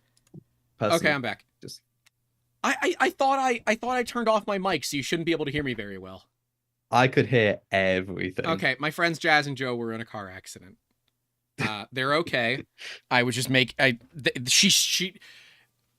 she called me and I quickly messaged her, said streaming everything. I said, sorry, yeah, we just got into an accident, a little shooken up. I'm like, all right, I'm gonna go ahead and mute myself and I'll make the phone call. Then they shot me the photo. It was a little fender bender. It's okay. They're good. They're okay. So when the stream is done, I'll call them officially, but they're okay. They called the police, got a police report. Now I have to convince the nurse and her husband to go and get at least minimally checked out. And it was not their fault. So those are all the things you want to hear when dealing with an accident in the United States. So, Yep. Uh, Real life comes first. So, yep. every time. Look, if it wasn't for you, Jacob, I was going to say, hey, we're going to pause the stream for like 5 minutes while I just make sure everybody is okay. Look, I just spouted absolute ass. I could hear hope you. you didn't hear. I could Oh, hear you no. the whole time. Half my thought was I really want to be listening into this conversation because it sounds important and I might need to cover for more time. And then the other half was trying to like read the chat and figure out. I'm not a YouTuber at heart, not yet. Anyway. You're like, wow, this really is difficult for what Grant does all the time. Yeah. I would dig so many big holes if I was left alone. And this is why we have editors, so that we don't have to do all of this. Can't edit a live stream. You can after the fact. You can delete stuff. You can't do any hardcore editing from there, but you can delete stuff. So I think though, like going back to the Bondtech stuff because I can't get my head over it. I want to retrofit one of our printers with just as many heads as we can. I don't see why not. I think it'll be fun. It'll be lovely. Thank you, RAM, for running out of memory. There we go. Everything's back, I hope. Oh, yeah, you had that too? I get random memory leaks, which I believe is either caused by the YouTube live chat. Yes, the YouTube live chat just obliterates RAM. I don't know why. I've got 64 gigs. It doesn't even get close. Like I could technically page all of the files. It just runs out of RAM and all my windows go to you've run out of RAM. Doesn't help I have Blender, Fusion, loads of other software behind the scenes running. I mean, look, I'm using 76% of 32 gigs and Chrome is using 4.7 of it. I'm going to find out. Technically, I have restarted. I'm using 40%, of which 90% of the 40% of my total is being used by Edge. And yes, I do use Edge. You've dropped a couple of notches on my cool list. Well, okay. Let me. What do you use? Chrome and Firefox. Okay, so if you're using Chrome, Edge is better. Firefox is the only one that is worth it being different, but the main benefit to go with Firefox was the data security side, and they've just announced that they're basically selling their soul. I know. So the main reason to go with Firefox disappeared. I know. Edge is just Chromium, but it's a lighter version of Chromium, which Chrome doesn't control, so you can still download ad blockers. The only reason that I still use Firefox, I'm a Chrome guy because I'm fully embedded in the Google ecosystem. The only reason I use Firefox is because it handles 3D model viewing considerably better. And one of the companies that we use for powder printing, since we don't do a lot of powder printing in-house, we do some of it, we don't do a ton of it. But certain types of powder printing, like where you need vapor smoothing, I cannot do that in-house. So that goes off to another company. When you upload a file to them, they have a 3D viewer. And in Chrome, it's like, CPU to the max! And Firefox is like, what? We don't really even care about this. And that's the only reason I use Firefox. Can I give you a challenge then? No. Can you try Chrome for a week? Not Chrome, Edge for a week. I have too many tabs. It's not happening. I think you might be pleasantly... The reason I went over to Edge... Sir, most of my tabs are inactive, and I have 49 of them that are active. I have 6 windows open right now. No, I'm not. I'm not changing over. You're just like me. Next time your computer crashes and it gives you do you want to reload all your windows? Yes. If it doesn't come up... It does. If it doesn't, though, if you mess up, and I won't tell you how to undo that if you accidentally click off of it, because there's a really easy way to undo it, which you probably already know. Yeah, it's called Session Buddy. It's an add-on, and it saves my sessions. Every time I open a new tab, it saves a new session for me. No. It's an inbuilt feature into Edge and Chromium. Nope, this is great because I can now you can do it in Chrome. You don't need an add-on for that. It's in the software. I do it this way. There's a button that says resume from last session. When you close all the windows, it opens all the windows where they were. Which is what I do too, but sometimes Chrome is like, no. Okay. Please tell me you know about Control-Shift-T. Yes. Okay, cool. So if it doesn't work, Control-Shift-T and it brings them all back up anyway. I've got I've got my system put out there, and I do want to thank Bearded Printer for his 5 years of memberships. We had someone give some memberships, Jacob. Osgaram got that one right. Got one. Adam got one. Clownhammer. Matthias, I think. LG got one. Jason Sigmund got one as well. Thank you very much, Bearded Printer. Yeah, we have to thank people for their contributions. I know. Jacob. You just want to skip over the fact that Winslow Joy said NASA moved over to Edge, which means I'm right. Look, I'm not getting into this at this point. I'm right. Look, does that make you happy for me to say that you're right, Jacob? Does it make you happy? Yes, okay. It does. You're right, Jacob. And here, Thank you know what? I'll even do this. I will clip it and I will tell Andrew to pull out the specific clip, because Andrew's one of our editors. Pull out a specific clip of me saying that Jacob is right. Thank you. I will turn that into an instant GIF, and I'll be using it at every opportunity.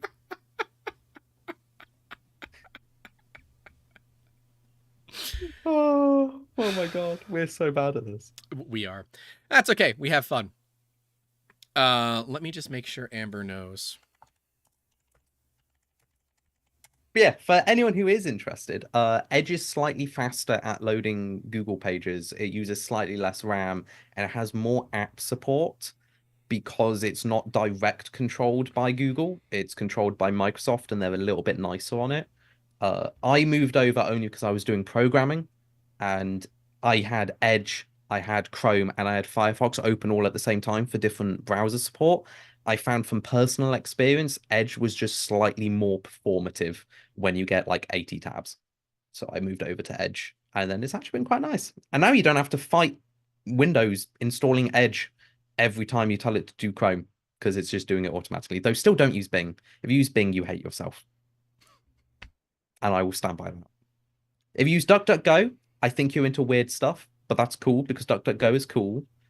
I mean, and if you're into weird stuff, we have a DGen channel in the Discord, I guess. Look, if you're using DuckDuckGo, at least be an incognito when you use it at the same time. Collie said, Grant, consider having chat shown on live streams. Yes, it is a thought. I'm just not... I don't have a great way of doing it without doing a window capture, which is, again, just... it obliterates hardware. Yeah. It would crash so often because of, like, just like how my RAM ran out. It would have deleted it. And I don't think that it would change the way that we communicate to others.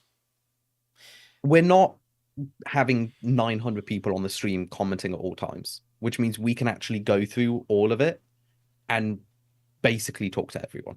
Yep. If there was more, it's more beneficial because then you get to see your name pop up and we might miss it and all of that. And to be honest, most of the time when you see the chat on the stream, it's so you can see movement, and movement builds hype. And that's more for the gaming stream where you're not actively looking at the chat and you have a moderation team that looks at the chat and they tell you what to respond to. Well, we're not that. We're cooler than that. To be fair, we are going to be going through a rebrand of the podcast in theoretically a week or so. So said that last week. Well, okay. It's and that's April. Because nobody is clicking the subscribe button. So make sure you click that button now. In April, we're transitioning to a new setup that will show more of us, more of the guests and everything like that. So we brought on a co-host, so obviously we have to take this stuff seriously. And I agree with Bondtech, says chat sponsor Grant for some better hardware. For those that are wondering, if you want to know what hardware I'm running, it is a Intel 10700K, a 1080 Ti, 32 gigs of RAM on an MSI board. I think it's a B450, B650. It's an MSI board. 850 watt power supply in a P300A mesh case. So, there you go. It's actually not a bad setup. No, it's not. Ti's are actually so good. I do probably need some more RAM, though. It's like $55. I should just bite the bullet and get it, because it's all DDR4. Sip of Coffee says, 1080 Ti, what millennia are we in? It's an EVGA for the Win 3 card, and I even have a spare. Okay? Look, I'm not going to lie. 1080 and 1080 Ti are such good cards. They hold up today, and as long as you're not doing 4K, they will still work. You just don't I know. You can't game in 4K. Right. The thing, and the reason why I continue to use 1080 Ti, 2 NVENC encoders on it. So I can do both our horizontal video and our vertical videos at the same time without things going proper bad. Now, all this hate in the chat of the 1080 Ti, you've never owned one. You don't know what it's like. They're great cards. I stand by them. I They're have great machines cards. still with 1080s in them, and they outperform modern day machines. And that's just because, unless you're doing ray tracing, oh, they are hard cards. Like Nvidia shat the bed with the 1080 because they made something way too They good, made it. and They it made it keeps too lasting. good. They did. They made it too good. These cards will stay in until they die, and they're not dying. Yeah, I literally, and I bought a spare 1080 Ti, so when one of them dies, I've got a spare. And when I say one of them, the editing PC is a dead nuts copy of my computer, down to the SKUs, except that the CPU is a 10400 because that's what I was running. I upgraded to a 10700K because it was $170 on a pricing error on Best Buy, and I bought 2, 3, might have been 3. I bought a couple of them. One for me, one for my brother, and I think I might have gotten one for Amber. I don't remember. So the 10400 went to the editing PC. And it's funny because I have a laptop sitting over here that's got a 4070 in it, but the laptop, it doesn't have all the screens and stuff. Anyways, I love my 1080 Ti for the Win 3. EVGA is the actual GOAT. But yes, love the card. Its dual NVENC encoders is a big reason as to why I still have it. Such a goated card. It really is. It really is. Oh, Post in the Bamboo Lab subreddit from 4 hours ago shows the H2D priced at 2768 euros. I just read that. That's gonna have. There's no, how? Grant, which benchy do I need to eat? Well, I mean, I can probably. I Send said you a I need to cocoa. benchy if it's under You like. said a chocolate benchy. I need to eat something because that is way too cheap. That is way too cheap. I'm going to accept it either way. Like good on them making it that cheap. I feel bad for Ultimaker right now because Ultimaker was they don't never. exist. Ultimaker was never in the business of cheap printers. No, but probably the execs at Ultimaker are sitting back with their piles of education-based money, going, yes, our dual nozzle system's really good, and But, we earn so much money, and they've released a How are they? $2,700 There's no way printer. that machine costs them less than that to make. No, Not a chance. It's got to be subsidized. But It's either subsidized or they're selling at a loss or at exact costing. I'm assuming that's the base. Maybe only comes with one hot end, right? Like, could be a pre-order price. Yeah. If it's a pre-order, 50% off then. Like double the price, that will be the regular. So if it's 2.7, call it 5.5, because that's normally what China likes to do with pre-order. We'll see 2 days. 2 days from now. And if you're listening back to this audio only, it's already out. So you can just go find it. ND Cannon Shooter says your data is valuable. It is. I don't know, guys. I mean, I'm not going to lie. If it is 2.7, it actually makes my life a bit easier because it means they're, again, not competing and they're doing something different. They've also destroyed their X1E. Oh, like, yeah. There's no at 2700, to buy an it destroys X1E at the that X1E. point. Assuming... And I bet you there's going to be companies that are annoyed well, if they notice this come out and the X1E and they've just bought the X1E. That assumes the H2D also has the chamber heater, and that's not an added accessory. Even if it's an added accessory, how much could it have been? $50, $100? That's fair. That's fair. Like, even then, it's a bigger print volume with two heads for roughly the same price. Duggo, welcome to the members only Discord. Thank you very much. Shoot me an email, just youtube@3dmusketeers.com, and as soon as the stream is over, I'll get you in. Millennium Machine something every time. I can't see the rest of your name. Millennium Machine Works official. Thank you for the £2 even. £2 even. The superior currency. Just saying. I'm not arguing this. I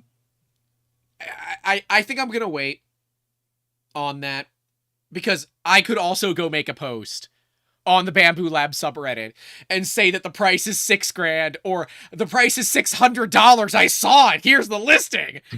Like I don't know. You got to back that up with some data or I don't believe it. Right? Yeah. Like I'm Yeah. mildly skeptical of that. 2768 is it's cheap. I mean, at that price point, it fixes all the problems I had with it if it was that cheap. Because all the problems you can go, well, it's only $2,000. It's sub $3,000.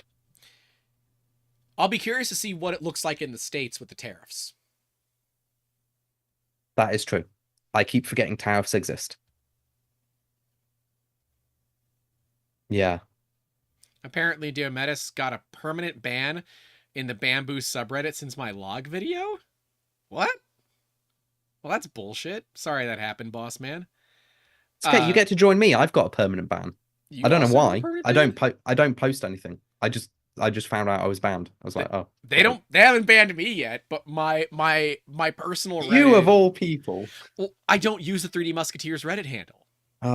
See, I use my personal one, which is Notepad Gamer, but it's got the company logo on it. Mine does too. So when I represent me, I just can't be bothered to change accounts because, to be honest, changing accounts is an absolute pain.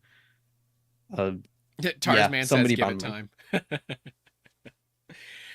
View at your own risk with the $4.99 says, previously you mentioned cheap printers as a marketing cost. What if cloud slicing and printing is market research like Coke Freestyle machines?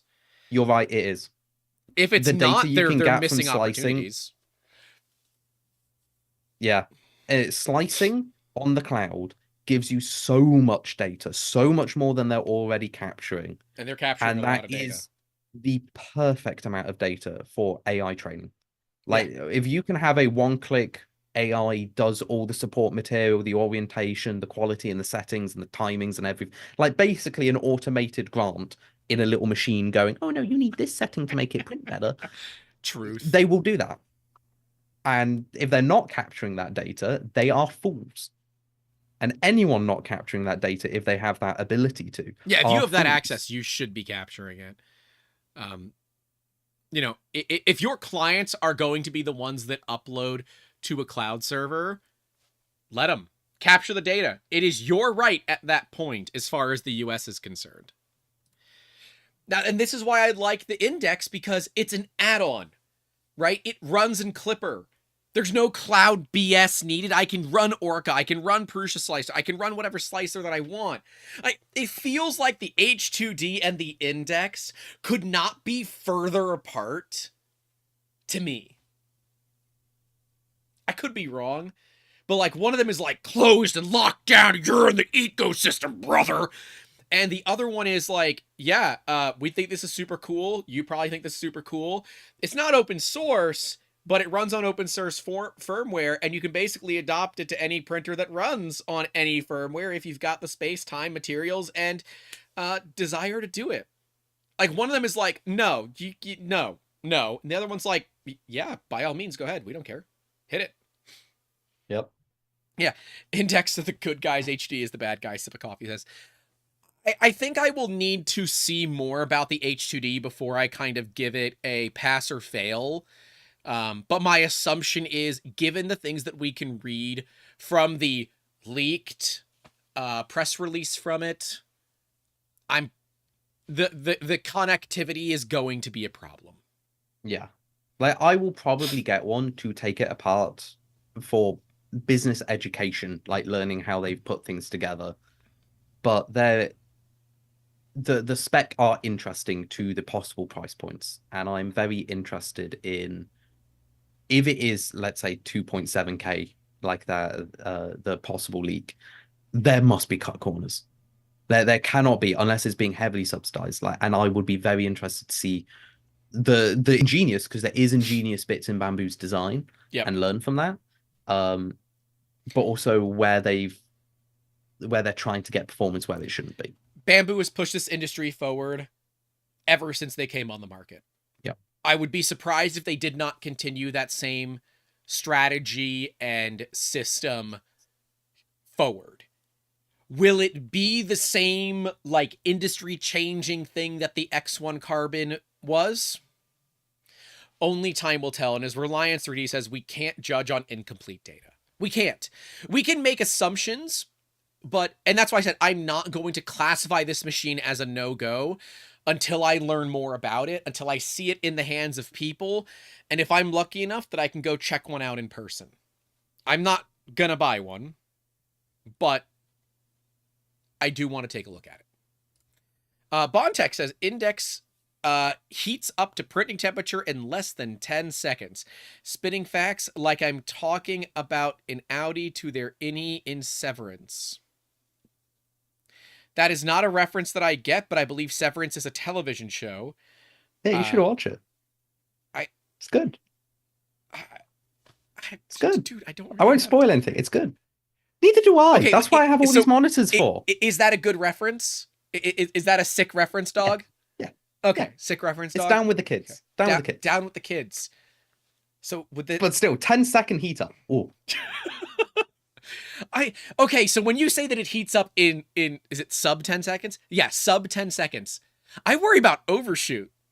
Cuz you got to pump a buttload of power into it. How do you stop it? Like, but a good pitch tune would know the overshoot amount and just stop it. Like 10 seconds is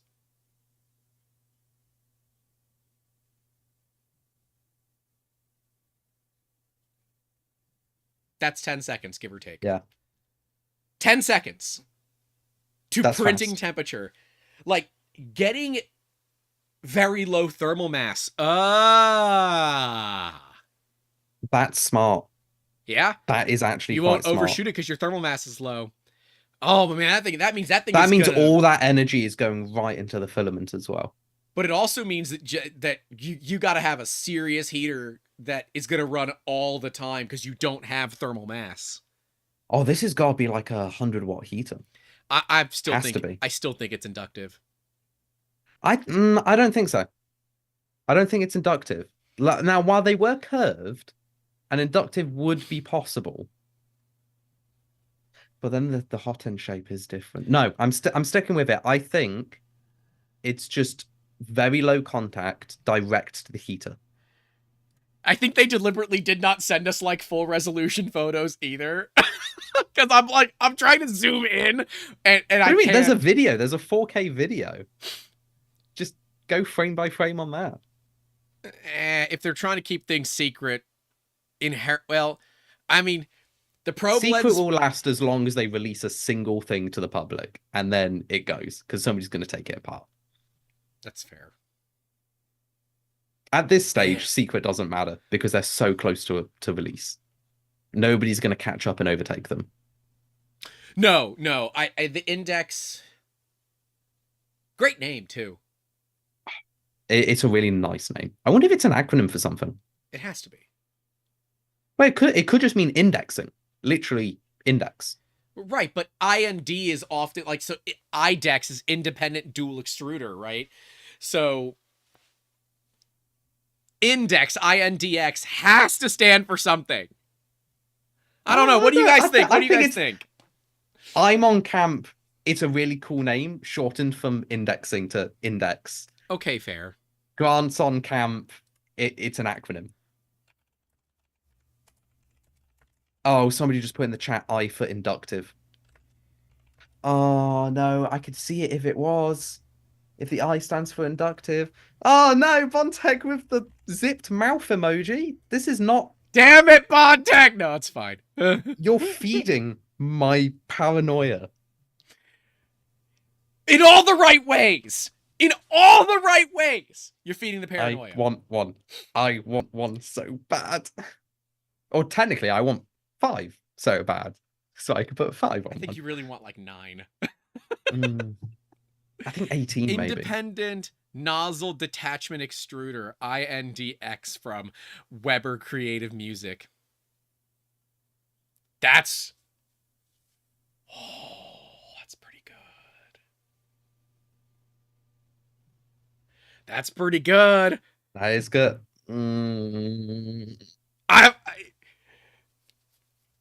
I don't think I've been this excited for a release in a while, in a hot minute. I'm excited for the high temp AMS from the Bamboo, but this This has blown it amazing. out. High temp AMS, yeah, cool. It's a heater and an AMS, cool. This, however, oh, Now I'm the one that's high temp. oh, Jacob, stop that. You're like scratching that man's oh, beard. I'm a little worried about that. um oh. Entropy Tame said, But do you think the P1S will be offered with a new AMS going forward? No, you're going to have to buy it. And I assume the high temp AMS is going to cost as much as the P1S. yeah, 300 to 500 easy. Yeah. Easy. If it's 300, it's too cheap because the current AMS, isn't the current AMS about 300? Was it 250? I can't remember. I'm not up to date with the I think it's pricings. 4 or 5. It's going to be whatever the price of the current one is plus 150. It has to Probably. be. Yeah. Yeah. Yep. Dude, we are in some really awesome times right now, and I think this further begs the question: do you need more or just more better? And I think Bondtech is showing us that ¿por qué no los dos? More Why and not both? more better. Like, as a business, I want dedicated machinery for dedicated tasks that do dedicated things. I Yeah. don't want all-in-one stuff. And I understand that more hot ends, more better, more printers, more better. But if those printers are shite, then it doesn't matter. All right, I want good value machines. That's what I want. Apparently, it's $320 on sale from $350 for the. Yeah. So I'm going to say the AMS HT or whatever they actually decide to call it, 500. And I think 450, 500. that'd be a totally And fair that's price. fair. Well, there's 3 AMSs. We have the AMS2, the AMS2 Pro, and the AMS HT. And I really want to know what the differences are. I've not seen anything about them. There can't be that much different. I mean, if Joel doesn't do a live stream as soon as his embargo is up, I'd be surprised. Yeah. Yeah. I like it. We've got. I mean, literally, stop putting lasers on things that don't need lasers. Thank you. But yes. Don't do what it. about sharks with freaking laser beams attached to their heads? Like, what about that? What about that? Bondtech says laser on index. No, stop it. Stop it, Don't Bondtech. fall to Bamboo's Don't levels. do it. Don't. If you want to put a laser pointer as a joke, 100% with you on that. Get one of the 0.1 watt little laser diodes. Yeah. Just yeah. there. Just like, and get a blue one. Get a blue one so it looks like an actual diode laser and do it as an absolute joke. Do not actually do it as a real product, please, because people are stupid. People are stupid. They will hurt themselves. They will blind themselves, and you don't want that. You don't want that surgery on your hands. It's not blood, but you don't want. Do it surgery. for April 1st. Have like the world's blue light laser. Oh my god, yes. Hideous blue light laser. Bash it onto the head. Make it obviously it's undersized, so make it tiny, and then hard cut. And I've just seen what you put in the chat because I was going to say it. Hard cut to the bottom of the bed, just getting acetylene torch through, and be like, and this is why we don't use lasers. Oxyacetylene torch on an index. Well, you never had issues with remember, kids, it can't be stuck if it's molten. That is true. That is the oxyacetylene mantra. It can't be stuck if it's molten. I love that Bondtech are also awesome trolls in the chat right now. That warms my cold dead heart. So, A+, guys. A freaking plus. What a brilliant way to announce and launch something new. Out of the park. Absolutely amazing. 10 out of 10, no notes. I legitimately 10 out of 10, no notes. The index is something that, because its ability can go on any machine, any software, firmware, whatever. They've just changed the way that I personally look at tool changers. It has kind of ruined the Prusa XL for me a bit. When you go from very sleek and small and fast Yeah. and just the bits you need to change to then big heavy head being changed every time. Yeah, you're not wrong. It's so sleek. That's what blows out of the water for me. It's tasteful and it's beautiful at the same time. It's not just brutalist in the efficiency way. Like it's not all about the outcome. There's still that level of beauty with the two lights on the side and the two silver pins and the fact that it just clicks in and it matches perfectly. I cannot state it enough. I love industrial design. Oh yeah. And this has gone past industrial design and it feels like a passion project where every aspect was just meticulously like polished to make the project. And it feels that way to me. This is not a let's make a thing to earn money. This is a let's make a thing because I want to make a thing. And oh, it makes my little engineer inside of me tingle. And I really like that a lot.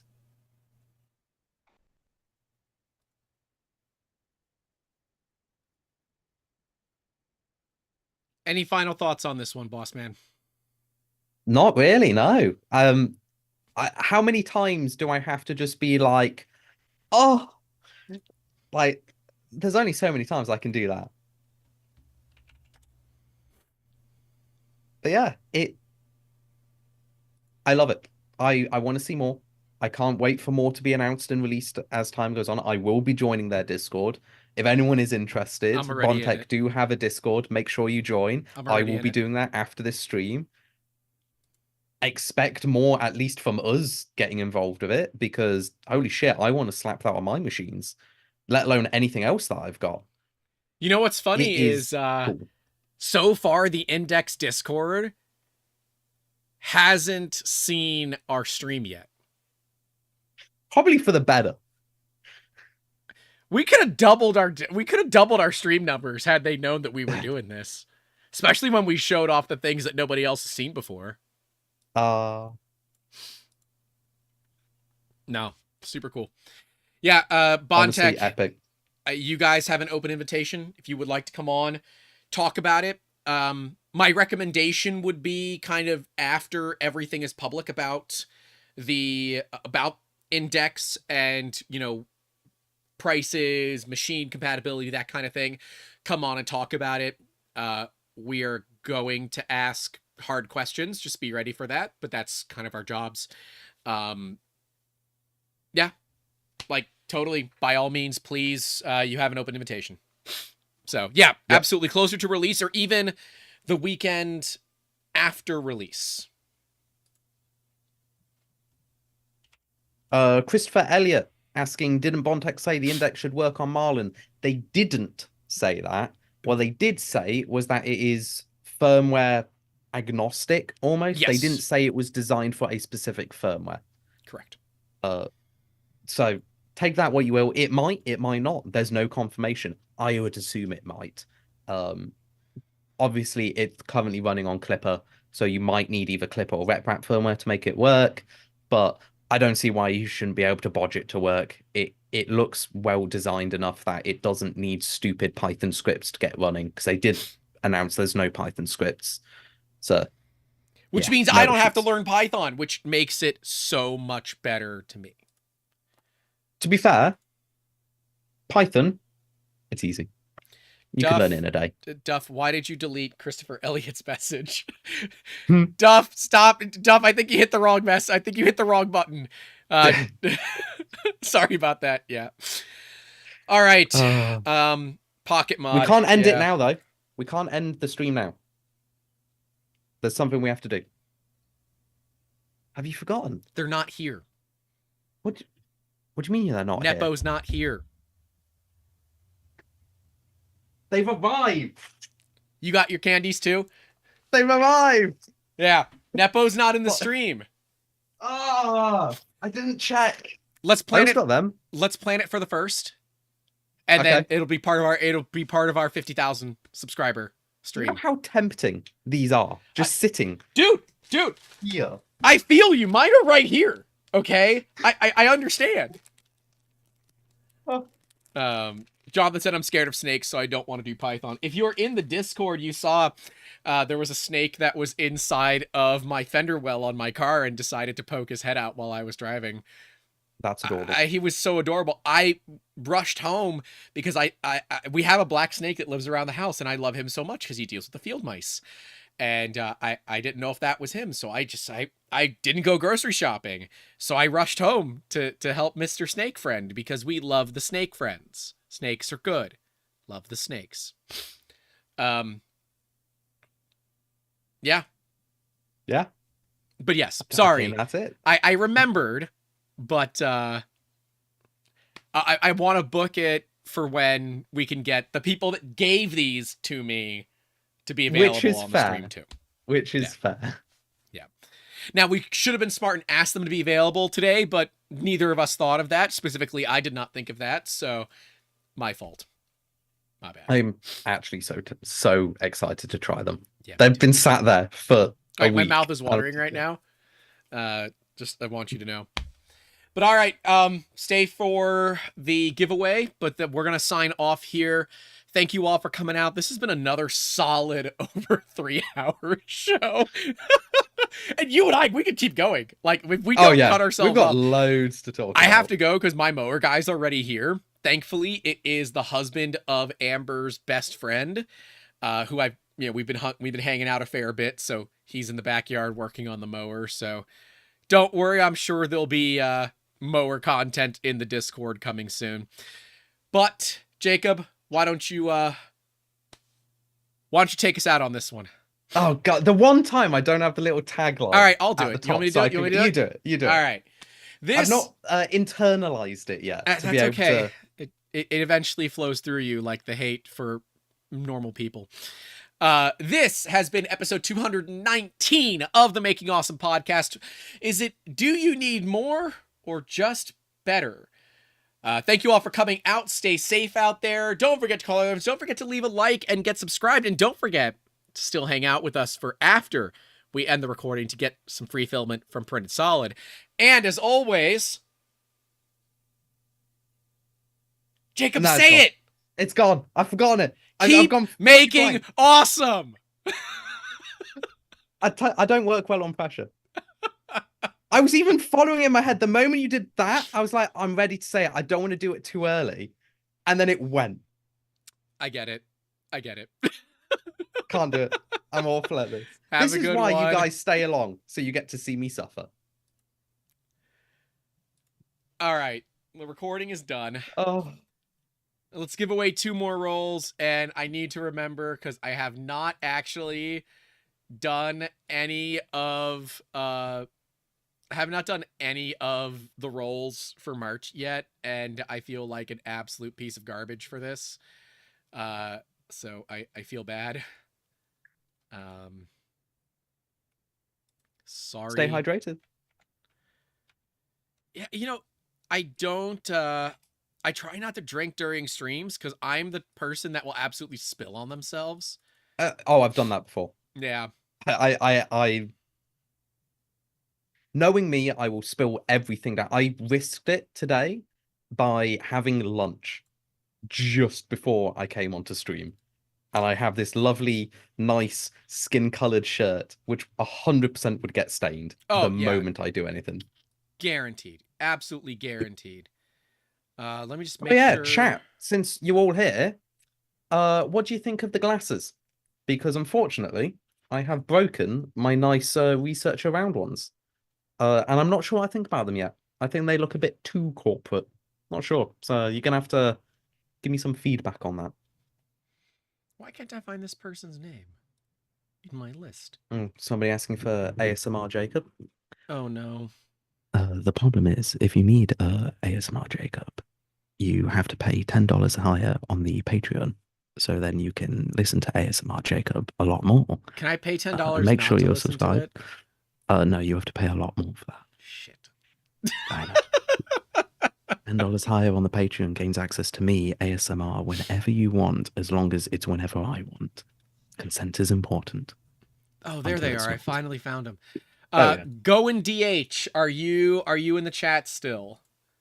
If Going DH is in the chat, you win a roll of printed solid, and I'll do one more. So I'm Ah. feeling Oh zesty. shit, Zaparox is in the chat. Yeah, you might remember these. These were the ones before I got these on my third year of university. So they're what I normally wear now because I think it looks more researchy, hence circles. But I broke the arm off and it will not go back on. So now I'm back to my original set, which look almost identical, except they're heavy. I think they look a bit too corporate. Eh. That person already won this month, so they don't win. Sorry, Da Vinci. You already won. Oh. Let's see. Let's see if this person. You can only win once a month. And is Maker Mindset in the chat? If Maker Mindset's in the chat, you win as well. So reach out to me on Discord if you can, Twitter if you can't, and email if you have neither of those. And we'll get you guys the filament. Maker Mindset is here as well. Thank you all. Awesome. I saw Go and DH was in there as well. Yeah, y'all. Diometa says you won like 8 months ago. Did you know? If for some reason you haven't gotten your filament, just remind me. I probably missed it like an idiot. I miss things. Everything is manual for this process. There's no automated like I can give you a coupon. I have to do everything myself. So this is the fun pains of working with a small company. That kind of thing isn't in place yet, so we're working on it. Oh, Diometa says I know why I want another. Well, you got to keep entering. Yeah, I'm gonna go get my mower figured out. Here's hoping. No worries. And I was just tagged by Olaf. I'm hoping getting his name right, Mr. Bondtech himself, in their announcements channel to come check out this stream right as we're finishing. But that's okay. Greatly appreciated. Everyone can go take a look. It's in a book with the Reading Rainbow.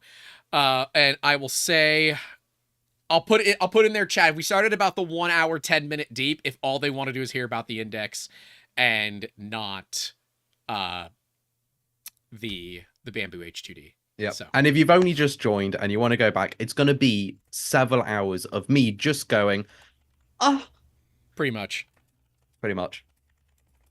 I love how I've got that just on a button. It's way too nice. Yeah, I feel like you're going to have this more often, even when we're not talking about them. Yeah, pretty much. Like, to be honest, if you are just joining it, look at it. It's beautiful. Oh. Actually, probably way too interested in this. Just, it's gorgeous. It's actually gorgeous. I know. It is pretty gorgeous. So here, I'm gonna put that in there for people.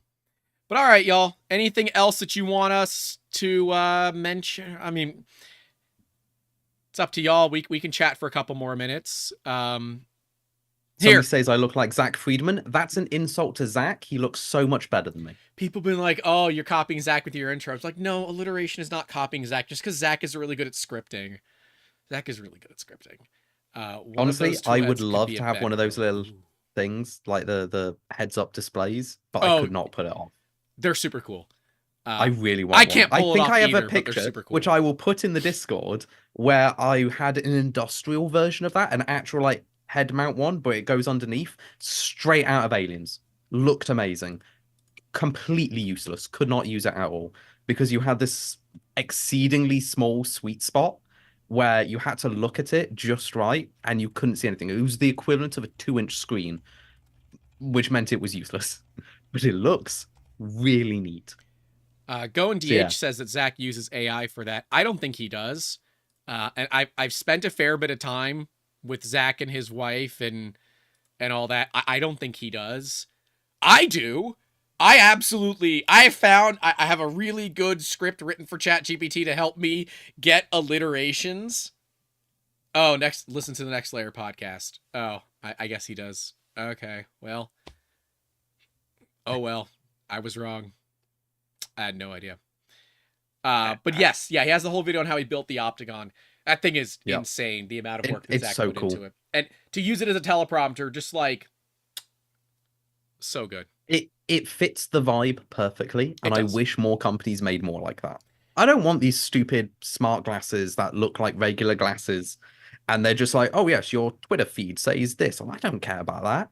Give me usable stuff. Give me just a screen that I can put whatever I want on. Yeah, like I want to start scripting my episodes, and that means we put like a teleprompter. I don't want any of that crap. I'd wear something like Zach does, right? And I would be Wish.com Zach Friedman. I don't care. I'm fine with that. Honestly, that's good.